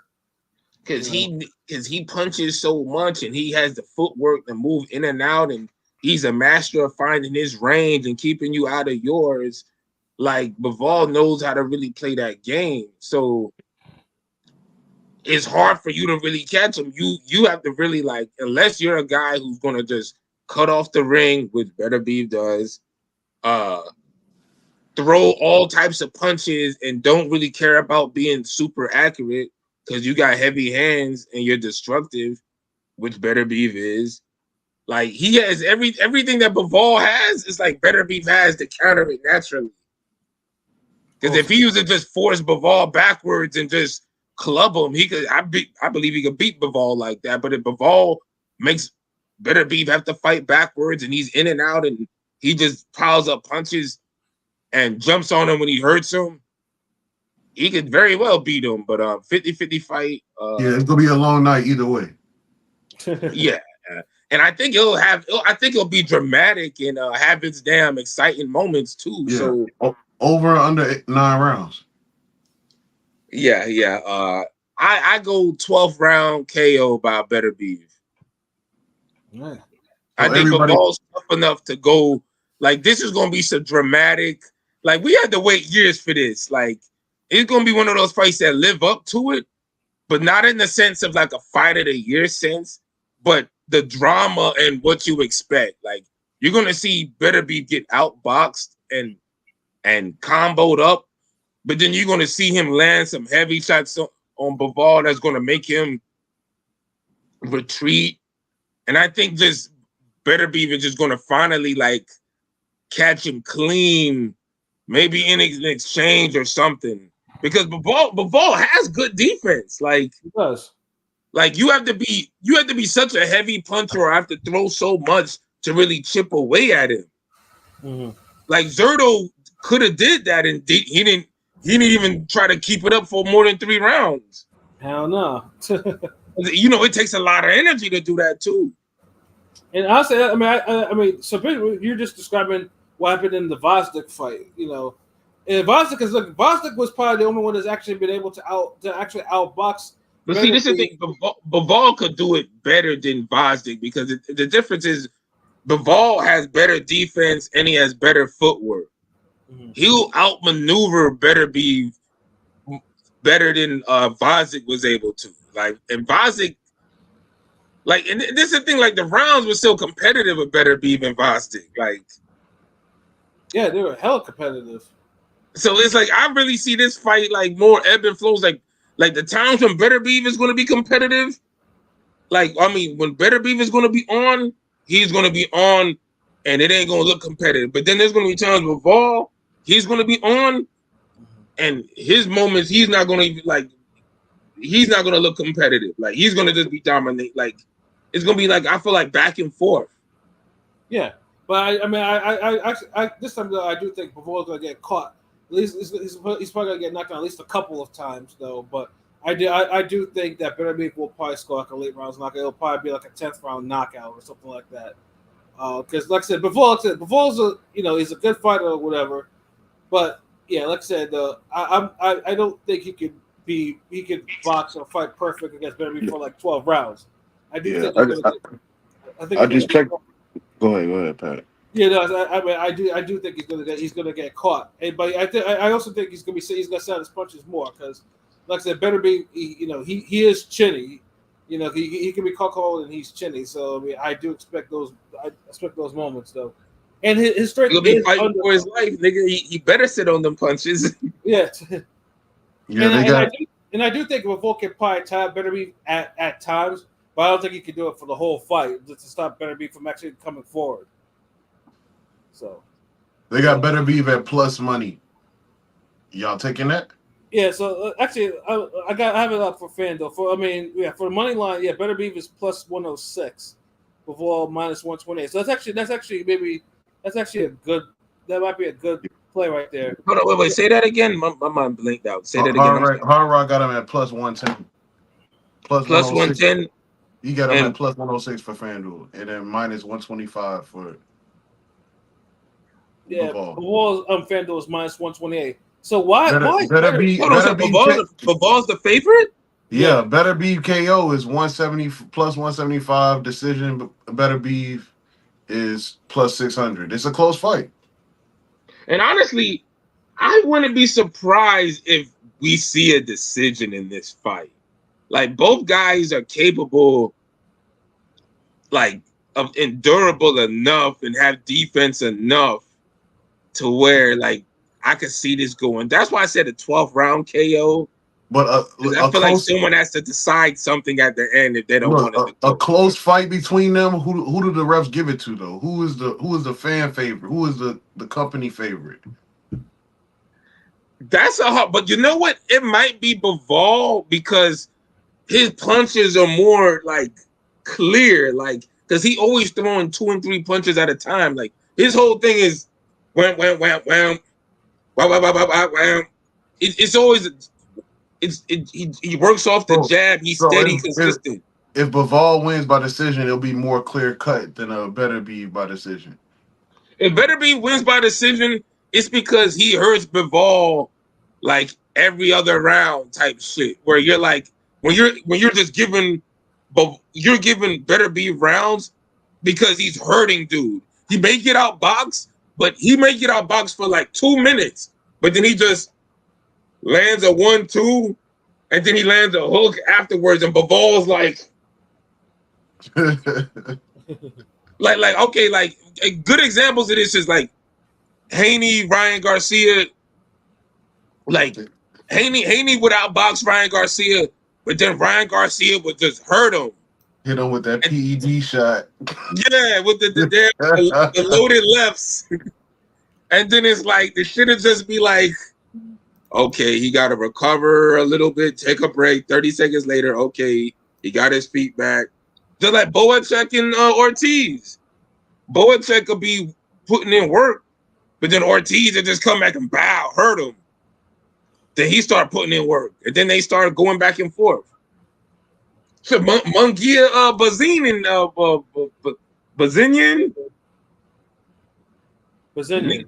Yeah, Bazinian. Yeah, like somebody's doing the boxing and then somebody's doing the hurting. So yeah, Beterbiev could definitely win a decision because he fights in a hurting style where you can't ignore the impact of his punches because the other guy is like noticeably like, oh fuck, like even if he just beats you up like and you're blocking it, you're gonna feel that shit. Mm-hmm. I mean, which is pretty much what everyone says too. Like, yeah, blocking his shots. Like, I mean, everyone says that his power is different. Like, usually when you have a lot of these fights saying that his power is different, then you have to, it's like you have to like really take that into consideration, But I mean, obviously we all know, like, I mean, obviously the winner will be undisputed light heavyweight champion, and will probably be talked about depending on we'll probably be up there with the Monsters and the Usyks and the Crawfords and stuff like that. So yeah, but you would think with a fight with that type of stakes on the line, they would have rebuilt this undercard, to actually match the occasion. But instead, we got two things. Number one, the main event is going to be on ESPN Plus because due to the whole Top Rank thing, it's like, we're going to air this on ESPN Plus. but the undercard is going to be on the Zone pay-per-view, where Turkey says it's going to be $19.99. Again, you would think that they would have had this undercard would have been rebuilt to be on the level at the 5-on-5, but no. There's like 7 fights on there, but only 2 fights on there are actually worth the damn. Like this again, they dropped the ball on this, and would be Fabio Wardley versus Fraser Clark 2, which the first fight was a fight of the year candidate, which ended in a draw. Like that fight, you know, and honestly, and that fight could have been the co-main, like the actual true co-main, and I would have been happy with that one, but it's not the co-main. It's like the middle of the card. And then you have Sky Nicholson facing Raven Chapman, which is a good women's fight, which is a rare one to actually see one on Riyadh season, you know. But god damn it, like you have Chris Eubank on there, he's not fighting nobody. You have Jaya Patel, he's not Speak fighting up. anyone. Huh? Nah, I'm fucking with you. I remember what Frank heard before. Frank Warren said at the press conference when Eubank was going on. Nigga, he said that shit clear. He said that shit clear into the mic, talking about speak up, nigga. We all heard him. We heard what he said. I know where he got that from. Fight your ass. Yeah, no. Then you have that's solid, man. He like Pat know what I'm talking about. Yeah, you know. Then you got Ben Whitaker on there. He's not fighting no one he's not supposed to. And then thankfully the one fight on there, which was the co-main with Shakur Stevenson and Joe Cardino, was canceled because Shakur hurt his hand in sparring, you know, and that probably would have been like the death blow to his marketability. Like if that fight came on, that went on, and he didn't stop Cardino, yeah, that shit would have been even worse for him. So at least you know you're glad that fight is kind of gone the way like it's done. It's not going to happen. But you have all of this, and then you know I know LB doesn't like the marathon cards of this, and it's like you have a fight and it's not filled up with anything. Really, except for those 2 fights I mentioned, the Wardley Clark 2 and Sky Nicholson. And they're not even in a row, so you're gonna have to like watch one of them and then do some other shit, come back later, watch the second one, and then do some other shit, come back and watch the main event. Yeah, and like I said, this is the pay-per-view. Like they won't just put it on all of it on ESPN or all of it on the Zone. Like it's split. Like this is the Zone pay-per-view, and I'm just like, yeah, no. Like yeah, no, they didn't put on their thinking cap for this shit. Yeah, they were like, okay, the 5-on-5 should work too well, so let's see if we can dumb down this card and get the same results. You might get some results, but nothing on the level of that. So yeah, that was a huge disappointment just to see that the undercard for this is that lackluster for it. You know, but I guess they gotta say, hey, as long as the main event is on where it needs to be, then you know who cares about the undercard? Because these niggas is already like, fuck it. Look, y'all wanted the main event. And this finally, we need this main event to happen so niggas can finally just give the props to Turkey for this fight, so it could be official. Because anytime you say, "Oh, you know, what fights he brought for us," people try to give us this fight, and it's like, no, it didn't happen yet. Let it happen. Chill, like. Well, Blazer Killer. I mean, I'm gonna sit there and watch it because that's what I do. I'm gonna sit there and just chill and watch it. But I'm not anticipating them, especially Chris Eubank Jr. Chris Eubank Jr. has been pissing me off lately too, because Bru's been so entitled. Like his whole career trajectory has just been on some more bullshit. Fight your ass. That's all I like. Anytime his name comes up, that's all I got to say about dude. Like, yeah, dude has had plenty of opportunities to actually be something, trying to be somebody, but he's just like, yeah, all he does is just wants to be a clown.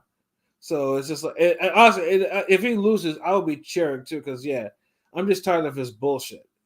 There's just too much of it, you know. The Blazer Killer. Wait, I'm curious. Are y'all going to skip the fights that aren't the Sky and Clark fights? Like, do something else when it's not them fighting? Like, sounds like a great idea, bro. Yeah, I mean, I'm gonna be chill. I'll watch it, but it's just like it's whatever. I'll watch it. But. Yeah, it's one of those like you might half watch it type shit. Like for me, like it's just I can't. Yeah. If I don't care about the fight like that, it just I can't get into it. Like see them niggas like like taking Shakur Stevenson off the card doesn't help. Like it's like okay, we didn't want to see that, so it's like someone about to give you some, like you got to play the food out of cafeteria, and it's like somebody's about to dump something else on your food. Like here, take this, and you're like, no, chill, I ain't want this. Like it's unnecessary. Like here, nigga, take your cream of corn. Like nah, I'm good, bro. They put the cream of corn on your French fries. You like, nigga, I was gonna eat my fries, nigga. For real, yeah, exactly. Like Stevenson Cordelia was like the cream of corn on your fucking French fries. Like that was a horseshit fight. Like that fight should have never been, and like I said, thankfully it's not going to be. Like I wanted gravy on my fries, not cream of corn. Oh man, but yeah, no, it's like I mean, like I said, that card's in 2 weeks or whatever, and like I said, main event, like I said, I mean, that's pretty much one of the 2 super fights that are actually on schedule that are left. Yeah, the fourth quarter of 2024, yeah, it just went like the first half it was cool, but the second half was like, yeah, nothing. It's just kind of taking a kind of dive in there. But I mean, like I said, if we get a fight of the year in Bivol and Beterbiev, that means something went horribly wrong. Like something went horribly right. Because think about it, if both these niggas just do what they do best, and for some reason they could just take each other's best, and that shit gives us a 12-round decision, fuck it, then I'll take that. Because I mean, it's both Russians. Like, when's the last time we got some like this the fucking matchup like this though, where it's 2 quality, durable guys from like the same country? Didn't we get that with Stanionis and what's his name? Oh, Butayev? Yeah, Butayev. Yeah, they were because I mean that was a case. Yeah, but them niggas weren't pound for pound though. Like, yeah, that's true. They weren't. But that's a great. I give you that. That's a good one. Yeah. That was a great fucking fight. Yeah, though, because they kind of were beating the shit. They were on some caveman shit, like that.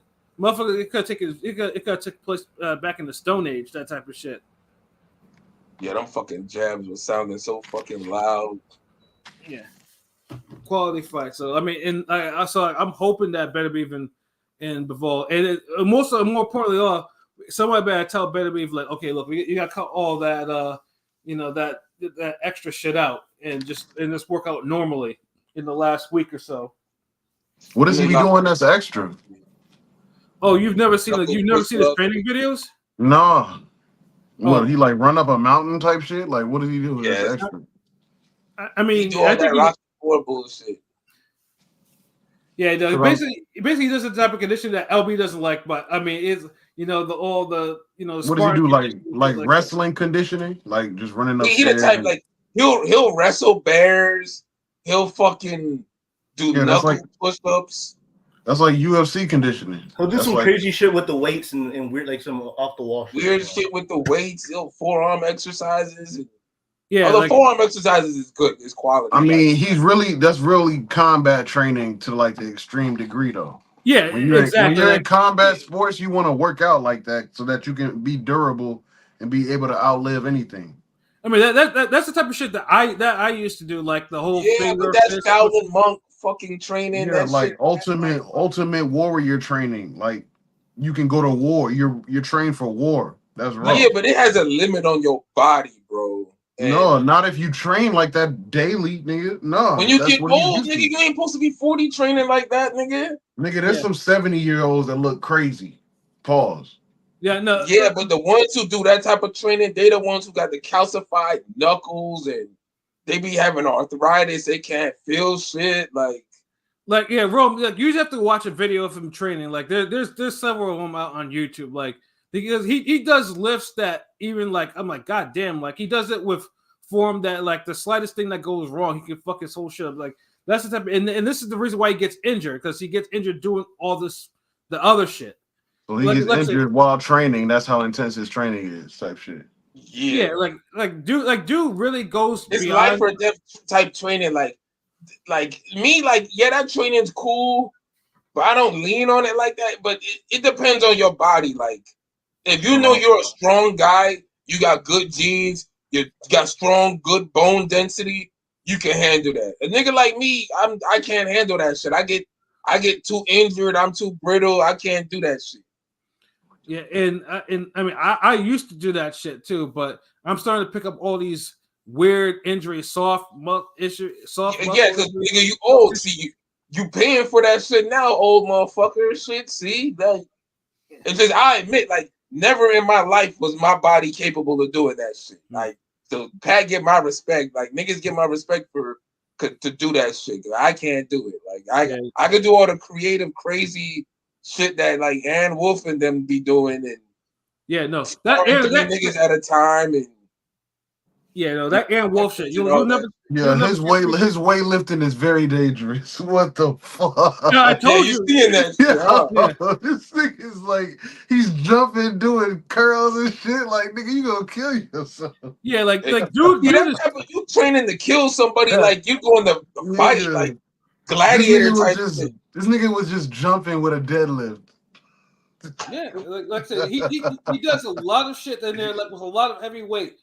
I mean, like I said, if you can pull it off, like that's why his core strength is his like that's why niggas don't like getting punched by him. Like everyone that gets punched by him is like, God damn, like because literally it's that what he does is like that like he strengthens every single body part. It's not like the core all the way down to his fingers. Like nothing's weak. Nothing's weak. Yeah. So every punch is damaging. See, but the thing is this too.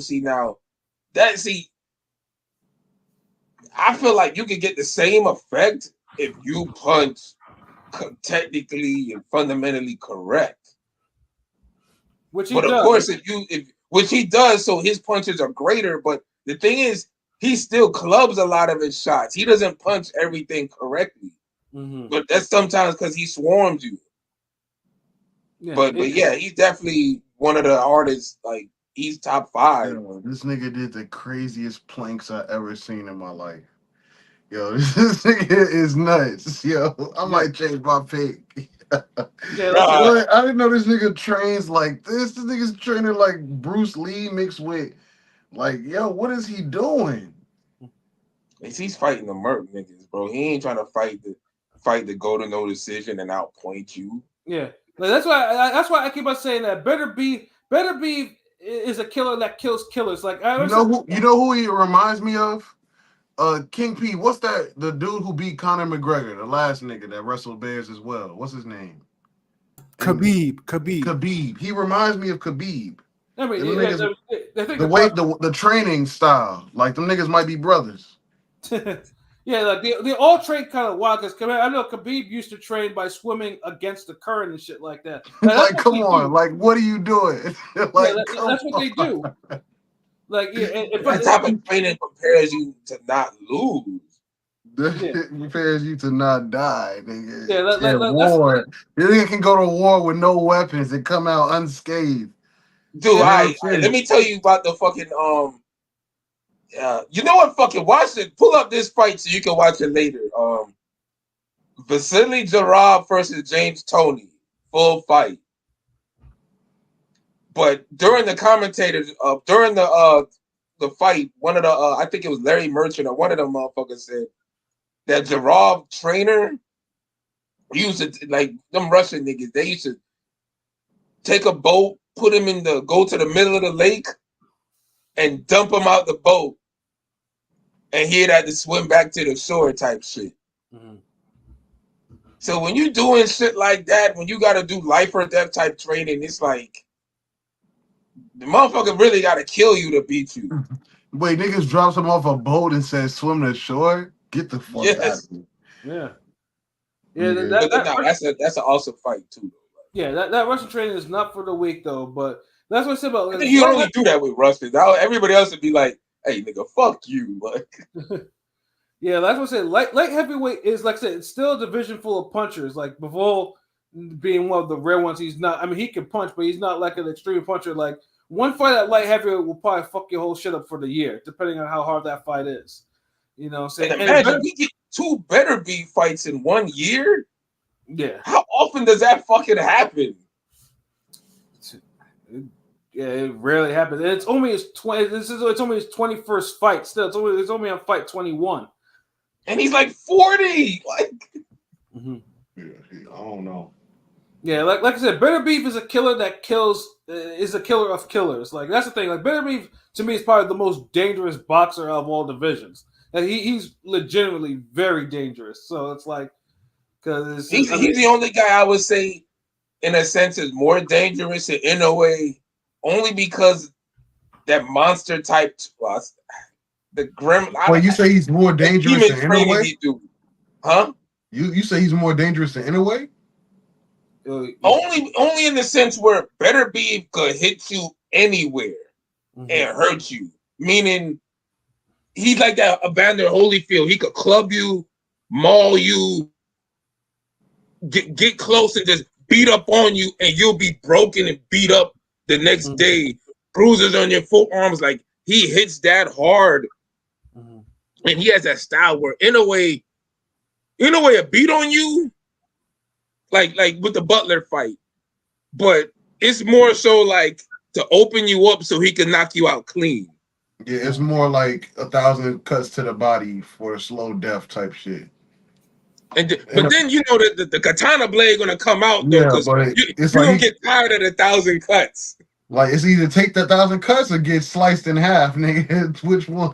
But see, this is the thing. Better Beef, he's not giving you death by 1,000 cuts. You're getting death by pummeling, or if you fight back, he'll really hurt you quicker. Type, all right, like here, okay, like right. No, hold on. The death by 1,000 cuts term is not does not apply with Beterbiev because you don't take 1,000 cuts with him.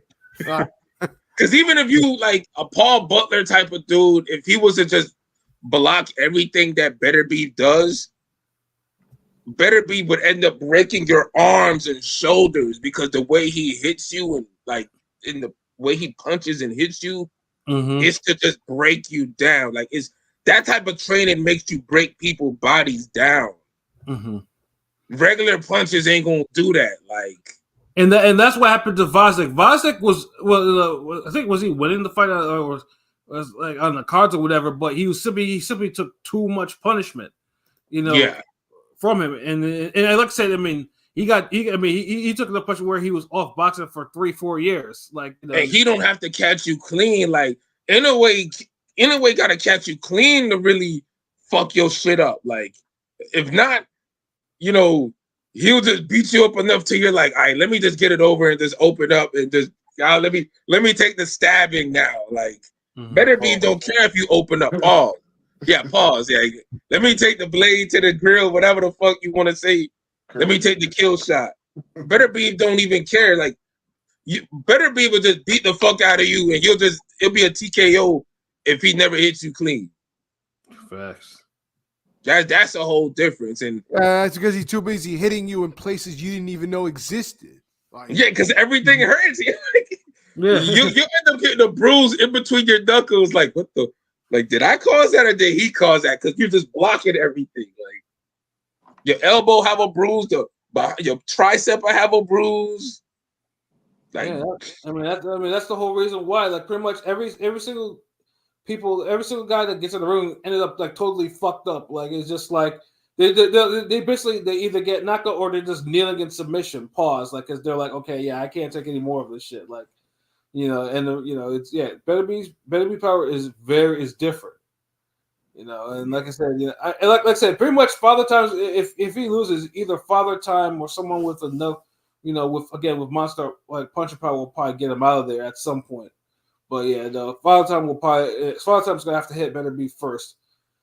And that's cardio too good, man. Like yeah, that's what make it hard for Bivol because he's fighting another dude who's gonna be in just as good a shape as him or better. Because Bivol could literally throw 70 good punches around and move around and do all that shit.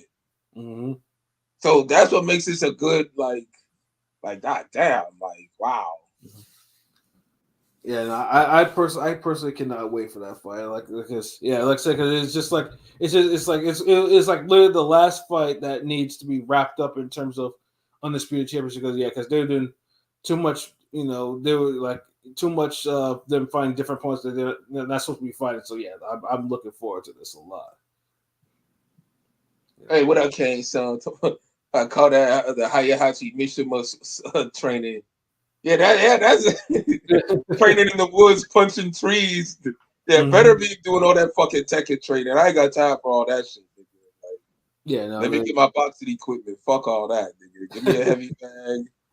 I ain't gonna wrestle no fucking grizzly bears and black bears, and I don't know the animals in the forest by name and shit, nigga. But I think we gave this enough. I gave that enough bars. I think we get to the poll. P, if you want to bring it up. Oh yeah. The Devin Haney, Ryan Garcia Twitter poll. Let's get this shit going. Yeah, because I know motherfuckers want to talk about this shit. Because you know what I'm saying, we motherfuckers like, oh, we fighting in court now. What happened to the ring? You know what I'm saying? So he on some whole shit. But go ahead and get basically, if you've been living under a rock, Devin Haney is suing Ryan Garcia and Matchroom and all that. So, on some Lil Rod shit. He's upset. He's upset about the whole thing. Not Matchroom. Golden Boy he's upset with Golden Boy and with Ryan. So he's taking them to court. And we just want to know if you agree with Devin Haney suing Ryan Garcia. Yes, no, or just fight already, god damn it. We got 24 votes so far, and 50% said no. They do not agree with Devin Haney suing Ryan Garcia. Wow. 30% said yes, they do agree. And 20% said just fight already. We don't give a fuck. So most people say they don't agree. No surprise. No. What did you vote? I voted just fight already. Damn, I voted just fight already too. No, I mean, to me, it's fuck Ryan Garcia. So I want Devin can get his money. Fuck it, get the money from him and Golden Boy for that shit. Yeah, because like I said, I was the most hard lined about what Ryan pulled. So yeah, to be fair, Pat has been consistent about this from day one. So we know he's been consistently angry about this. So it's fuck Ryan Garcia. Like get the bread from him, and then and then figure out next move later. But yeah, make him it's pay. Screaming brokey, man. It's screaming. Listen, screaming. I said no because it's like, nigga, you dragging this shit out. You making it more than what it really is. Yeah, the nigga cheated. It's a no contest. It doesn't count against your record. Keep moving. Fuck that nigga. He cheated. You were devastated that you thought you lost, nigga, but you didn't. He obviously cheated. You probably lost some money on the back end. You probably bet on yourself. All right, whatever. Take it for what it is, but it don't count, nigga. I think his. I'm not saying I agree. I don't really care. The just fight already was just because I don't really care. Just fucking fight already. I think, but it's like the nigga suspended and everything. It's like, what else are you trying? You trying to you want the nigga to go to jail? Like, well, how much do you want from this nigga? I think his perspective is that it damaged his value for present and future earnings. Like that's it did. Him not being able to fucking avoid that left hook caused that shit. I knew. See, I knew Shadowwolf was gonna say that. Because that's all. And look, and it's how if he would have just been humble about that, I don't think everybody would be even getting on his tail like that. But But he's just like, it's like all the niggas who are on that, they just don't want to acknowledge that. And my whole thing is this, like, I don't mind the lawsuit. Like, hey, maybe the lawsuit is gonna keep niggas from damn doing this stupid shit. But nigga, are you a boxer first?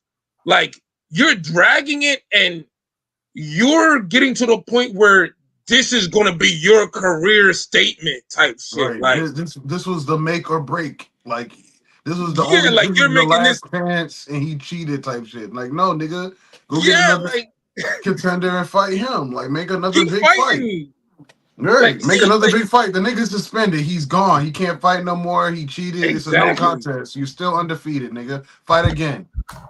And my whole thing is, I think it would have looked better if he would have had a fight lined up, or he just fought somebody again, and then he did the lawsuit. Because then it's like, Look. hey, I'm still doing my career, but hey, I still gotta punish this Look. nigga, but hey, I'm still doing my career though. Look, let's say this nigga lost, right? He lose, and then it comes out he tests positive. If he post on Twitter on some shit like, man, I knew I didn't lose. That nigga, I knew I couldn't have lost. That nigga cheated. If he was just on some fly shit like that, it would have been like, yeah, niggas would have been on his side. But this nigga's like, oh no, he stole from me. Oh no, I have to avenge myself. Like all that shit is like, yo, come on, dog. You doing too much. Like he brought too many theatrics to It's too much. Like, yeah, It's too much. like we're almost like kind of done with the storyline. Like, bro, let Like this shit go. niggas found out he cheated. He got suspended. The league suspended him. He's not fighting. He can't make no more money. It's a no contest. They probably fined him hella. You know what I'm saying? This is the thing. I don't even think he has to. I'm not even one of these niggas that's saying Haney got a rematch him. Like Haney can say, "Yo, man, fuck this racist ass dude." Yeah, no, he like, never has to fight him again. If the nigga got to fight him again, if the nigga had to cheat on the first fight, people. I don't owe you another fight. If you had to cheat for the first fight, I don't owe you another fight, nigga. Exactly. So it's like, why harp on it? Like, if you gonna sue this nigga, he could have mentioned the lawsuit and filed the lawsuit months ago. But to do it this late, it's like, god damn. I feel like the Ryan Garcia shit talk got to his head, so he's like, man, I'm gonna make sure this nigga can't say nothing to me ever again, type of shit. And the crazy part is, Ryan's still like Ryan going on a press run talking about his left hand with this nigga, Paul. He going on a press run. He on streamer shit. Like, yeah, I knocked that nigga out. This was the hand right here. Like, bro, like you get like, as soon as we thought this shit died down, it's like you bring life to this shit. Like, bro, like bring life to a fucking fight. Then sue this nigga. Yeah, nigga, I completely forgot about Ryan Garcia. So this nigga was like, yeah, I'm suing him today. I'm like, wait, what? Like, like I needed to hear that announcement after a fight announcement. Then I'd have been like, okay. How many months ago was that fight? Like 2 months ago? This was in April. Oh, come on. Like, it's late. He's late on it, too. He's late 420. He's so late imagine on it. But it's like October and you. But when did they announce he cheated? I think in July or something. It wasn't right after the fight. July, like quick as fuck. Because I know the whole weight thing and just the battery. That sounds weird. Yeah, he charging the nigga with suing him for battery and what else was it? Defamation. This nigga's fucking yo. Like that shit is, I ain't gonna lie. That shit like nigga, you a boxer. You suing a nigga for battery because you got beat up. It's a terrible look. It's a terrible look for Haney. And bringing up the whole weight shit again is like, look, bro. Like you already paid for the weight shit. Yeah, you paid $600K for that. You can't don't mention that no more. You can't bring up the weight. You know what I'm saying? Just bring up the cheating shit. Like that's it. And it's first of all, battery. A referee is in between y'all. You can't get battered. It was stopped. The fight was stopped, nigga. He didn't just. I mean, the first lawsuit, I guess, okay, whatever. Not really, but the second one, come on now, what the fuck, man? And this is the thing. My whole thing is knowing how these niggas be acting like divas when it comes to negotiating and making these fights. Would we have gotten a Devin Haney and Tank fight if Haney would have beat Ryan Garcia or not cheated or whatever? That's not no guarantee. You get what I'm saying? Yeah, like what would have been his next goal after the win? He not And a even matter making of it. fact, like, He not what's even making it stopping known. Haney and take fighting now? He not even making it known what he wanted after Ryan. He just stuck on Ryan. Yeah, so it's like how we know. And then when we keep hearing fights that are brought up, like he wanted like $5 million to go to Australia to fight Pero, who champion. He didn't want to fight Sandor Martin or whatever. I think for the belt or defend his belt against him. So it's like I don't like fights are there, nigga. Like I don't know. It just seems. It almost seems like he don't want to box no more. Like he just like he made so much money or got to this position where it's like, fuck it, let me just keep milking this situation. And it's trying like to get $4 million for apparel fights. I mean, your value shot. I mean, somewhat. I mean, come on, man. I don't know. and didn't he lose it, but he's still the champ. He's in recess. He dropped it because Puello and So he dropped, but still, it's not even a unification fight. Yeah. I mean, I think he should move to welterweight and choose wisely. It's a bad look, though. I mean, he's gonna have to this is a terrible look for him. I get it. I guess I don't know, man. It's a terrible look to me. Like I don't know. I don't even think it's I guess it's bad timing. It's not the worst look. I just felt like he should have a fight already announced before he started to sue this dude. Like that's how I just felt like so it doesn't just look like you're just living on this dude's career. Like you're just stuck in this damn mode of this Ryan Garcia shit. Like at least if you show that you got in a fight announced, then it shows that hey, you're still serious about being a boxer. You're still with your career. Ryan Garcia isn't living in your fucking head. Right. It just feels like, yo, man, like goddamn, like you're stretching out this season of Blueface and Krishan too long, bro. like we kind of over it, like we don't want another season of this, like give us a break, nigga, like next year, like. Yeah, but I agree. Like, get your money and fuck Ryan Garcia. But yeah, after that, like announce a fucking fight. Like, you can't just be taking pictures of you doing absolutely nothing and talking shit and whatnot and going back and forth with trolls on social media and not have anything scheduled. Like, you gotta do something. Like, get back in the ring. You had a title. You put on recess. Like, you gotta do something. Yeah, because they're making it seem like he's injured. Or he's suffering injuries that we don't even know about, and it's like, nigga, like you good, like, which would probably be the only reason why, because then say something, because this ain't a good look. Mm-hmm. I mean, why would you not say something? Because damn. Well, because obviously it's probably weakness. Like I would say, if the doctor's saying like, yeah. It would probably be good if you kind of not take any punches for like 6 months or whatever. At least say that shit. Like, okay, that's what's happening, and you're just gonna get. And then you act accordingly. You do what you gotta do. But yeah, it's not like it's not like he's actually staying silent or just keeping to himself. Or whatever. He's out and about, and yeah. So yeah, looks like the optics is not a good look. Yeah, because remember, didn't he punch some nigga at a fair or some shit? Yeah, some carnival, I guess. Some carnival, you punched a carny, something like that. So it's like, I mean, I know some people are really kind of hating and mad at Haney for suing him.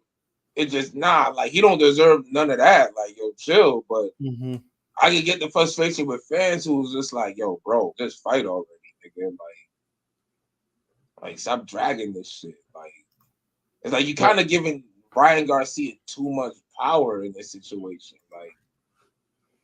Like don't let him dictate your whole career. Like get it back. Like I be trying to knock a nigga out with a left hook in my next fight. And then you do that, and you have to make sure. And he's acting with impunity now because we don't have to. We don't have to. Because Ryan. I mean, obviously he's saying whatever he wants to say or whatever. So it's just like. Yeah, like he's suspended. Like, yeah, just don't pay attention to what he says. Just do your own thing. But, yeah, you can tell that shit kind of the social media, the whole backlash. Like, you can tell it kind of really got to Devin Haney. Like it's tough for the young fighters to adapt to all of that attention and shit. All the games and all of that shit. But yeah, he got a deal, man. Focus on something else, bro. That's it. Like focus on a fight, man. Like let your lawyers handle this shit, but you can't. I'll just say this, like I don't think Devin Haney needs to end this year without announcing a fight. Mm-hmm. Even if the fight is for next year, announce something, bro. Like just to end this year on the lawsuit, just kind of like.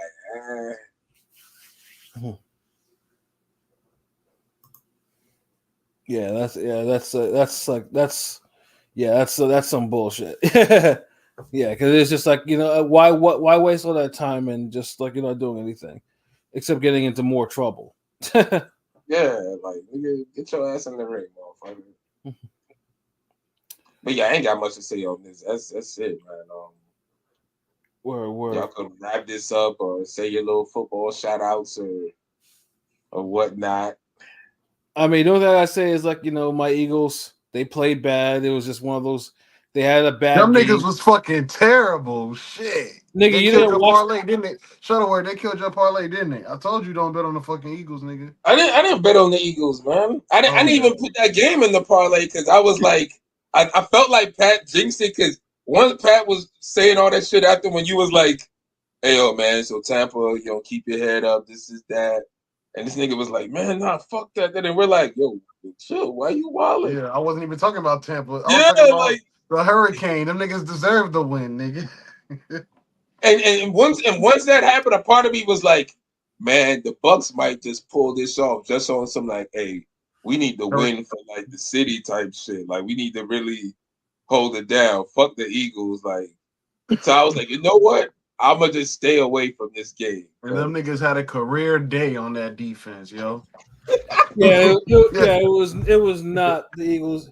Yeah, basically we play like the Bears usually play, so it wasn't. It was very bad. God damn. Yeah, See, it's like you just can't take the L, nigga. You gotta bring. You like, yo, I gotta flip it around somehow. Yeah, because LB, you don't understand because the Bears stink, and he's always trying to big them up. Like we don't. We play like the Bears usually play. That's why we lost. God, my team and your team got the same record, nigga. Do the Bears Eagles play this year? No. As I mentioned before, the Bears. We'll see them niggas in the playoffs. Yeah, as I mentioned before, the Bears have not beaten the Eagles in quite a long time. So we'll see them in the playoffs. So y'all gonna have to really bet something when y'all do play, because that's gonna have to be like some type of shit. My Bears got the easiest schedule. We play Carolina this week, yo. 3-2. Come on. You might lose to them. No. Yeah. No, nigga. Stop. They actually have a competent QB, a QB that's actually better than yours. Nigga, my QB is a rookie and he's improving every game. Exactly. But yeah, no, my Eagles did not play well. The offense was off because all of our wideouts are out with injuries. Especially because the Saints dirty shit, and then the right tackle had a concussion too. So it's like, and when them niggas coming back, yo? Hopefully after this bye week, all of them. Well, all of them should be good, except for Covey. Covey has a broken bone in the shoulder, so he's gonna be out a little bit more. But he's wideout number 3 anyway. So it's like I don't, he's not the X factor there. It's Brown and Devontae Smith. We need back in the offense. The Eagles still got a chance. We know the Jets are dying. King P, y'all niggas couldn't even score a touchdown, nigga. That shit was sad. It was probably the worst game I seen. Oh yeah, the Jets, man. Fuck the goddamn Jets, man. Them niggas fucked up my parlay. Them motherfuckers. You're telling me. Oh my god. Them niggas. That was the worst. Listen, field goal. Hey, who said kickers ain't important, nigga? Kickers are making their money this year, nigga. Young Ho Koo for 60 yards for the game winner. Niggas is just scoring touchdowns from the kickers, nigga. I'm gonna get a kicker jersey. Watch. I'm gonna get fucking. Yeah, because I had a 6 bet. The fucking Steelers and Jets fucked up my goddamn parlay because My Bears to win hit, Falcons to win, Vikings to win, Commanders, Cardinals over 50.5, all hit. But goddamn Steelers and fucking Jets. No, the Steelers were getting blown the fuck out. That was a wrap. I knew the Colts was winning that. But yeah, I don't know. King P, I don't know. The Jets, I can't believe they were the Super Bowl favorites last year. This shit's ridiculous. They were the favorites to win the Super Bowl last year. You weren't the Super Bowl favorites, nah. Yes, y'all was. It was like plus 400 for y'all to win the Super Bowl last year. No, the Chiefs were still the favorite. Yeah, I'm like, I don't remember the damn nobody talking about Yeah. the Jets. No, as soon as they signed this nigga, they went from last place to like maybe third place, power ranking wise. Niggas thought they niggas was gonna be the shit. But Aaron Rodgers is old, nigga, and he's not Tom Brady. But I mean, Aaron Rodgers isn't the problem. Like Aaron Rodgers could still make all the throws. It's just our defensive line and our offensive line. Both the same fucking issue. Two major pieces of a football team. I know. Can't get any push on either side. Like we get pressure, but like no sacks, it's not good. So yeah, and yo, gotta hope we get better as the season goes along. Hey, Shuttleworth, your Dolphins, nigga, fuck them Dolphins. Your Dolphins, they ain't my fucking Dolphins. Yo, them niggas is trash now. Oh yeah, they're Dolphins always been trash to me. Like I know one of the old niggas from the undefeated team, RIP. I heard he had passed recently, so I don't know his name, but Dan Marino? No. Mercury Morris. Mercury Morris. All right, RIP Mercury Morris. So yeah, but yeah, the fact this nigga's in my Dolphins. That nigga Mercury Morris was a hater. He would have the champagne on ice and pop champagne the minute that the last undefeated team lost. He was part of that 16-0 Dolphins team. So, I mean, if that's your thing, like if it's something that just can't be done type shit and you do it, I mean, I can't blame a nigga for just making that like that's almost like the wrap up with Mad Skills and Uncle Murder, nigga. Like the year end is like, fuck yeah. All right, hold on. We gotta talk about what happened in July, nigga. Come on, my Dolphins. So this is week 5 coming up, right? Yeah. And like I said, the Eagles have a bye week. So there's another team. Let's see what other team has a bye week. Let me see who's also out for week 5. Yeah, I was looking and I was like, damn, ain't nobody playing this week. Oh yeah, Detroit's out, Chargers out, and Titans are out. Damn, so how many games Sunday then? It's only 3 games at 1:00, and then it's 3 games at 4:00, and then Sunday night game, and then maybe 2 Monday night games. And the Thursday night game. And the Thursday. It's all total. So Sunday you might just have 6 games, 7 games total? Maybe 8 games. 8 games. All right, that's not bad. That's still Let me check. A workable parlay. Nigga could see if he could summon up the gods of the gridiron or some Let's shit. see how many games are on Thursday, week 5. Sorry, week 5. Yeah, there's only one game on Thursday, so it's the Bucks and the Falcons.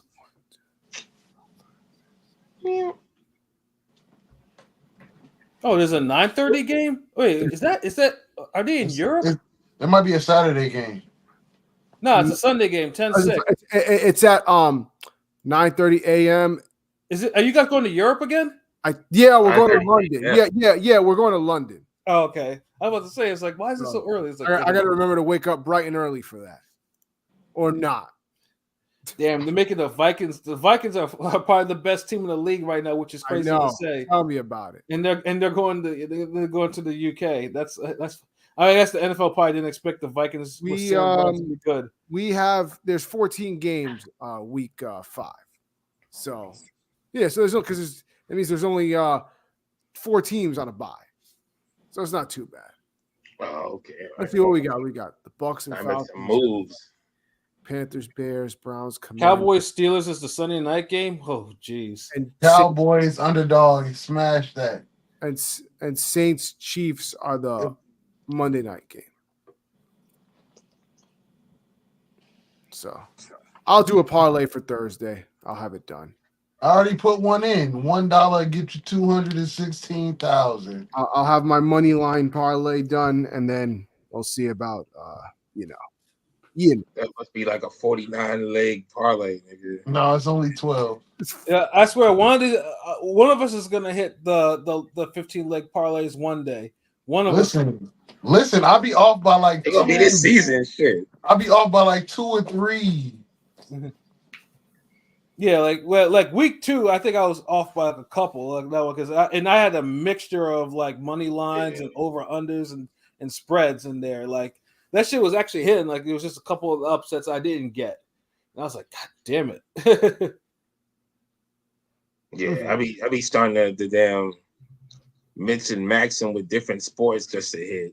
But you know what I had was the Pursuit. It wouldn't have accounted for me anyway. But that should be in a no contest. I had like 5 out of that. Yeah, that was at least if it's a no contest, it doesn't count towards your parlay. Yeah. That's the good thing about that. Because I did have Mayor. I had a parlay with Mayor decision. I was like, all right. Yeah, boxing is just so now. The NFL got all the action. Yeah, I mean, you got to take advantage until February.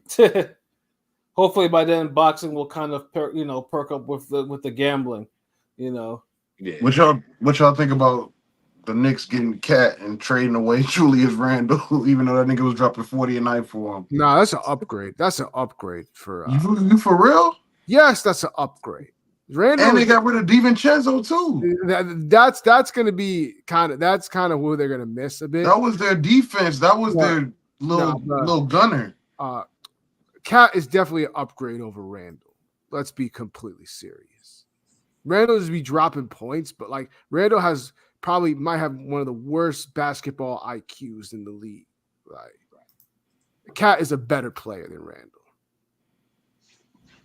Debatable. That's very debatable. No, it's not debatable. Cat stretches the floor, but some games he can get you 15 rebounds. Some games he'll get you 2 rebounds. He's not a true power forward like how he's supposed to be. And he's a better defender than Randle. He's all right. I've seen this nigga get Jade 100 times. He's still better than Randle. I mean, Randle don't try to play defense because he's gonna give you 40. Why would I lock this nigga up when I'm about to score, nigga? You guard him. Well, it's a good thing. Well, it's a good thing he doesn't, because if he played defense, he'd get destroyed. Listen, I feel like their team was perfectly balanced before. What they were missing was a true center. Because Hartenstein or whatever the fuck his name was not it. Yeah, I mean, they still, even though he's made of glass, they still got Mitchell Robinson. They got a true center, but they got rid of their core players. And Cat is not a true center. They got a big man, got rid of their core players, and now they still missing a true center, and they got no core players. Come on, dog. It's Brunson and Cat. And Mikal Bridges and OG Anunoby, they got players. Like, I'm not even a Knicks fan, but they got some players. Minnesota got the deal. Minnesota got the deal. No, they didn't. What do we? No, that's definitely not true. Come on, dog. They still got Gobert. Gobert they still got Gobert as a big man, and then they added. They got a lot of depth. They got a lot of depth, and they drafted that rookie, the point guard rookie.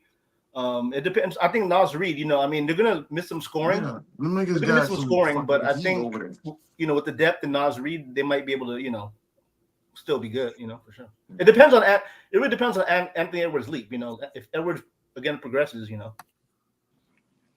Right, the Knicks should have got Paul George. Them niggas wasted. They could have got Julius Randle for Paul George. They already have enough wing players. Anunoby is good, but nigga, I don't know. We'll see. Year by year, these niggas change up. And they still got Josh Hart. I forgot about him. Year by year, these niggas change up. True. Hey, Pilot, Pat, y'all seen The Last Ghost? Sure did. Yeah, it was about time, but now I'm just curious to see what the finale is going to be like. Yeah. Woody McClain, the guy that plays Kane, he hell of an acting job for sure. On that. Yeah, now I'm just seeing where this because the whole shit was it was a mess. But like I said, Mary J's character finally dropped, so it's like okay, yeah, who's gonna go out? Who's gonna go out in a blaze of glory? Since this is like the series finale too, not just the season finale, but the series finale too as well. So Yeah, it sounds like they're gonna do another spinoff afterwards, though. But Y'all love that power shit. It's entertaining, man. Like there's better like crime drama street shows on TV though. The City of God just ended, and that shit was crazy.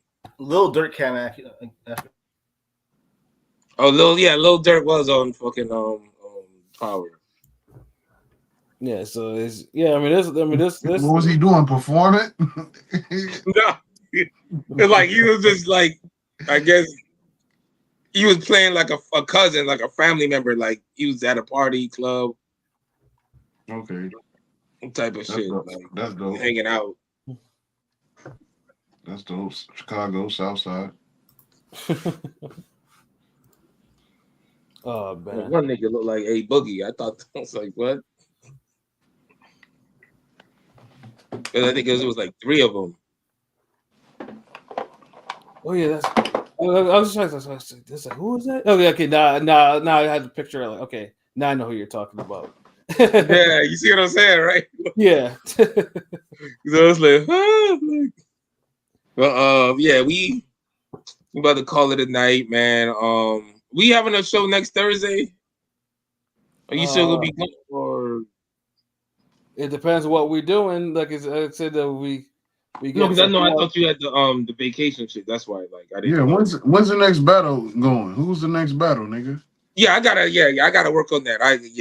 It's gonna be who's the battle last time? What the fuck are we at now? It was me and you the last time, if I recall correct. Oh, okay. So now it's either Pilot versus Pat. I think that hasn't gone yet, or LB versus Rome, because those are the only 2 matchups left that never happened. So since I was a part of last time, we could do Pilot versus Pat. All right, I'm down. Regular battle or 80s or whatever the fuck. Hold on. What was like? Yeah, Regular I know we category? do for like a I know we do for an R&B battle. Yeah, I know. Or we going categories? Hold on, Pat. What was your last battle? You had your battle with Rome, right? Me and Pat haven't went up yet. I think we could do a 5 versus 5 or something. You know what I mean? Like a 5-on-5 against me and Pat, mix it up a little bit. Yeah, that's what I'm saying. Like because I've had like another idea. I was thinking 2, but I didn't how together about yet. 5 categories, 5 different time periods? Yeah, my last battle was with P. It was hip hop battle. That might be something like a 7. Hold on, so you never went against Rome? I have. I did. Yeah, I definitely have. Okay, so but your last battle was against King P. My bad. I thought it was against Rome. No. P was the last one. I battled. Oh yeah, because y'all had the whole. Yeah. That was the last one. Okay, yeah. Yeah, I battled everyone except Pilot. Oh, so it's only King P who was like seemed like he went back to back. Okay, so yeah. I just got to make the graphic. I got to do that tonight. I got a lot of shit to do, but it'll probably end up being Pat and Pilot. Yours and Pilot's last battle was a rap battle too, right? Yeah, because Pilot's undefeated. If he beats Pat, that's a clean sweep. He's not undefeated, but should have got me the first time. He could literally Lennox Lewis this shit like I beat everyone that I went against type shit, and then we'll never. No. I'm pretty sure Pilot won every one, yo. No, Shutter got me. Like he has, but he's not undefeated, is what he said. Shutter got me the first one because somehow Curtis was better than Checkmate. But whatever. The fuck out of here! Curtis is better than Checkmate, nigga. Somehow a motherfucker ain't born in the 80s or don't listen to 80s music beat me, I nigga. mean, Can't my favorite rapper top 3, but Chickman's better. To me, Chickman's better. But whatever. Playmates is just better rapping, but it's a better disc. Curtis was better, nigga. Like Curtis. Yeah, that shit was funny. That shit was funny. You look like a rabbit with with gorilla teeth. Like nigga, no, you look like a gorilla with rabbit teeth. Like come on, bro. That Like shit was ridiculous. the G Unit Braziers, nigga. I mean, that shit was hilarious, bro. Like, Jada gets barred that nigga up, but like, I guess I'm from Florida, nigga. Like, we want the bars, but you gotta roast the nigga too. Like, you gotta have jokes too. You just can't just completely lyrically bar a nigga up. Like, I need some laughter, nigga. Like the hoes like laughter. Like, no, like you freestyling in the classroom or what, nigga? Come on. But yeah, all right. So we'll come up with some. Do y'all want to do an R&B battle? What's y'all opinion? Like, what do y'all feel like for y'all? Like, I'll just ask y'all right the fuck now. I said a time capsule battle. No, I'm talking about. No, I'm asking Pilot and Pat. I'm gonna mix it up. You know, like do like or a rap 80s. You know, just mix it up. Different topics. You know, do different topics. You still want rap then? I mean, do rap, but you could do rap, R&B, or like just mix it up. Oh, maybe. I'll mix it up. All right, look. Yeah, I'll do 2 R&B and the 3 rap. That's cool with me. All right, that'll be the first. That'll be the newest one. Now we'll do 2 R&B and 3 rap. Yeah. And 1 dance track.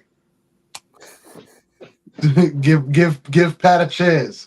Do 1 dance. I'm sorry do one dance.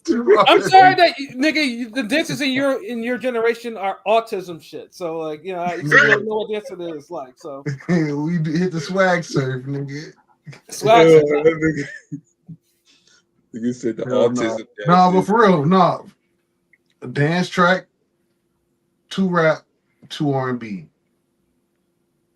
But a dance track could be rap and R&B though. That's the thing.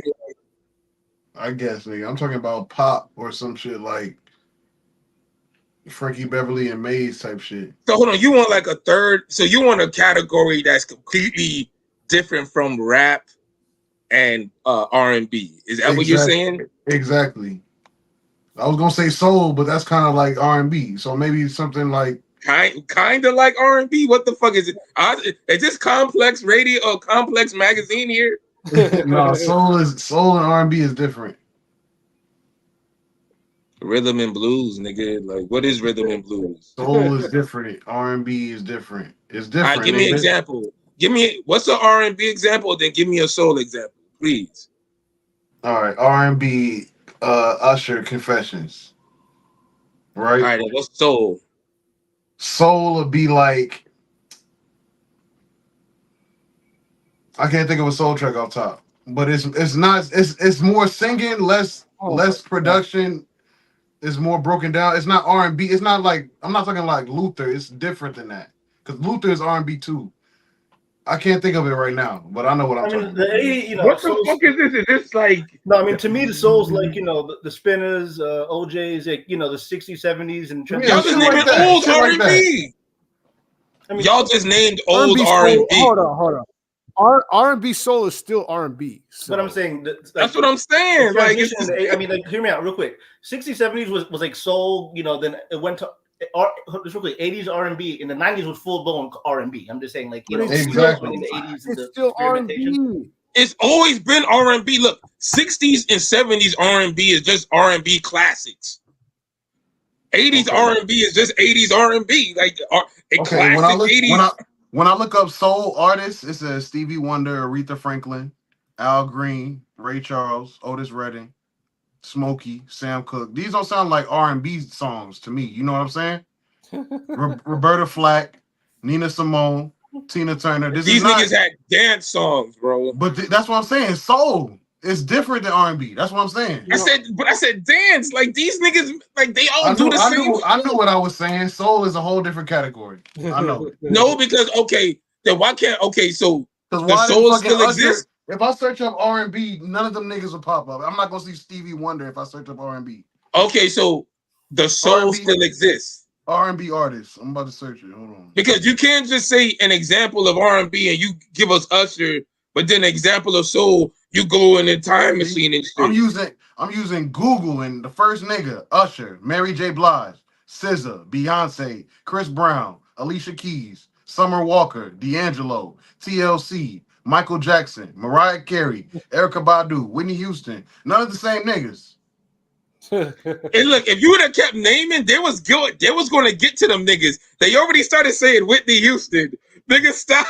They Jill started saying Scott, Michael Jill Jackson's Scott, pop. Nigga, Luther stop. Vandross, Lionel Richie, Etta James, Patti LaBelle, Barry White, Sade Abdul, Curtis Mayfield, Prince, R. Kelly. None of these niggas was in the first one. En Vogue, Aaliyah, Janae Aiko, Babyface, Diana Ross. None of these niggas was in the soul category. I'm telling you, it's a different category. Yo, I'm getting It's ahead the of you niggas. fucking same, man. Yeah, what are we doing? What was my point? Yo, nigga? LB, just think of just pick of something and we'll. You ain't gonna be like alternative or some shit. That's what I meant by the dance category. Soul, nigga, some Al Green, some pop pop pop pop, some shit like that. The R&B could be that. I could literally say best 70s R&B song is one category.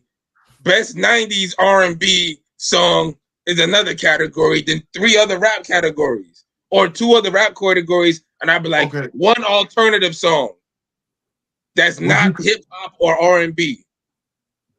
Soul Papa is was- still hold on. R&B, nigga. Hold on, Papa was a Rolling Stone. Is that R&B or is that soul? That's what the Temptations. That's R&B, like soul R&B.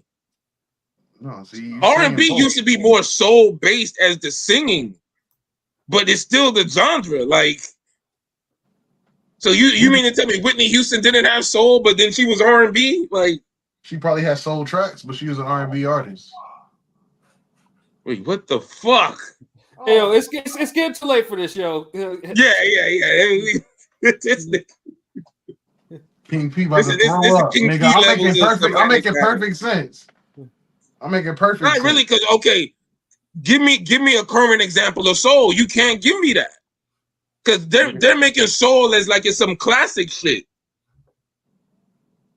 That's the whole thing. Like, and if we're gonna say classic, we're just gonna say classic. We can agree to disagree. I mean, I guess, yeah, because it's a disconnect, like, because everybody else is saying here that all like R&B is the same shit, like. Well, all y'all niggas are wrong because I just googled it. Nigga, all of us been around before Google though. Yeah, but Google has been around. Google ain't shit, nigga. What the Google fuck? gonna be It's a around goddamn longer than machine, nigga. Get off Google dick, nigga. Fuck a Google, nigga. y'all. They saying some bullshit answer, some brainiac Poindexter nigga fed into that shit. Man, Google was invented in like the late 90s. What are we talking That's what I'm saying. Like, Google wasn't even around for like most R&B. Like, nigga, Shit. Before Google, it was fucking what? Ask Jeeves. Ask Jeeves. Like, nigga, like Jeeves was that Google nigga. don't even have a Yeah, soul. Geosite, Yahoo. Yeah, like how Google even know about a soul and they don't know, it don't even have a soul. Like, get the fuck out All of right, here, man. do your own research, but I know I'm right. Nigga, I lived through the research. Y'all young niggas kill me. Y'all be like, yo, y'all go research. Yeah, I'm like, nigga, my teacher wrote the book, nigga. Come on. Y'all be Nigga, like, come on. Does Omarion and Al Green make the same music? it's R&B, bro. It's R&B. Stop. But it's still R&B. Like it's just different types of R&B. Just like how you can have like a gangster rap and backpack rap. It's still rap. It's just different types of rap. Yeah, if you itemize hip hop like that, you can itemize R&B. You got R&B. So you say R&B pop, which is like Omarion, Michael Jackson. Hold on. So you're saying R&B is the main category, broken down it's a subcategory? Yes. Okay. I thought it was its own category. No. Just like how you got pop music, R&B music. Is pop broken down in categories too? Not really. Pop is pop, but the thing is, pop doesn't get broken down. Pop gets added to other categories. Like you got R&B pop, you got Yeah. You got hip hop. Yeah, You know what I mean? Like pop is its own category, but I don't consider it its own category because pop is just short for popular. So Yeah. you can have. But no, but Britney Spears would be pop music. It wouldn't be R&B. So pop is its own category. It's a more cleaned, freshened up, mainstream version of whatever genre is taking from. Right, because Ariana Grande sings, but she's not considered R&B. She's considered pop music. Okay, so enough of this. No, my head's starting to hurt. You niggas is starting. My bad, nigga. All right, man. But Father MC wants to wrap it up. But yeah, stay tuned. I got more training footage coming up soon. We're gonna have another hip hop battle this week. And we're gonna keep doing it big. Y'all just stay tuned. Ring Game Radio forever, Sample Kings forever, nigga. What it do? Yeah. Peace, deuces. And October 4th, y'all make sure y'all watch the platform too, because we're all gonna watch it and we're all gonna review it like we did the first one, because that shit was classic. Well, hopefully the second one doesn't have this Netflix ending, but I think I might be. Yes. Oh my God! Please do not give us a Netflix ending. And it was good. And it was good. Fuck out of here, nigga! Like y'all can't be switching up what y'all be saying on the damn. I mean, Like, I've seen the movie 40 times now, so I can change my opinion if I want, nigga. All right, nigga. Yeah, I just hope it's not disgusting with all the fucking fecal and disgusting shit that was in that first one. Niggas was wilding out with the shit and literally in there. Yeah, that shit Make was sure sick. niggas, King P got him a good ass meal saved for that movie viewing. Think I'm out. Might have to get a pork chop sandwich or something. But yeah, we definitely got that. You know what? I'm gonna watch the first platform in anticipation for the second one. Me too, nigga. Rewatch. All right. Yeah, that's pretty much it, man. Y'all, we enjoy y'all tapping in with us, but yeah, we gotta go. Yeah, so for myself, Pat Scorpio, New England representative, for LB Shuttleworth, the God, the Go artist, for King P. Bodega B, for Conscious Pilot, rest in peace, Deke, of course, the Kemi Matumbo, rest in peace, and then for Rome Top 5, rest in peace to Pete Rose, rest in peace to Chris Christopherson, the guy who played Whistler in the Blade movies. Rest in peace to the dude in Beverly Hills Cop. Like, there was a lot of them that are dropping. Like, yeah. Damn. Yeah. R.I.P. just everybody. Jeez. Yeah, like a lot of people just dropped in the last couple of days. Like, that shit's crazy, though. And then also, for Rome Top 5, this has been another wonderful episode of Real Talk, where, as always, if shit's real, we talk about it. So until next time, peace. We need a R.I.P. inflation.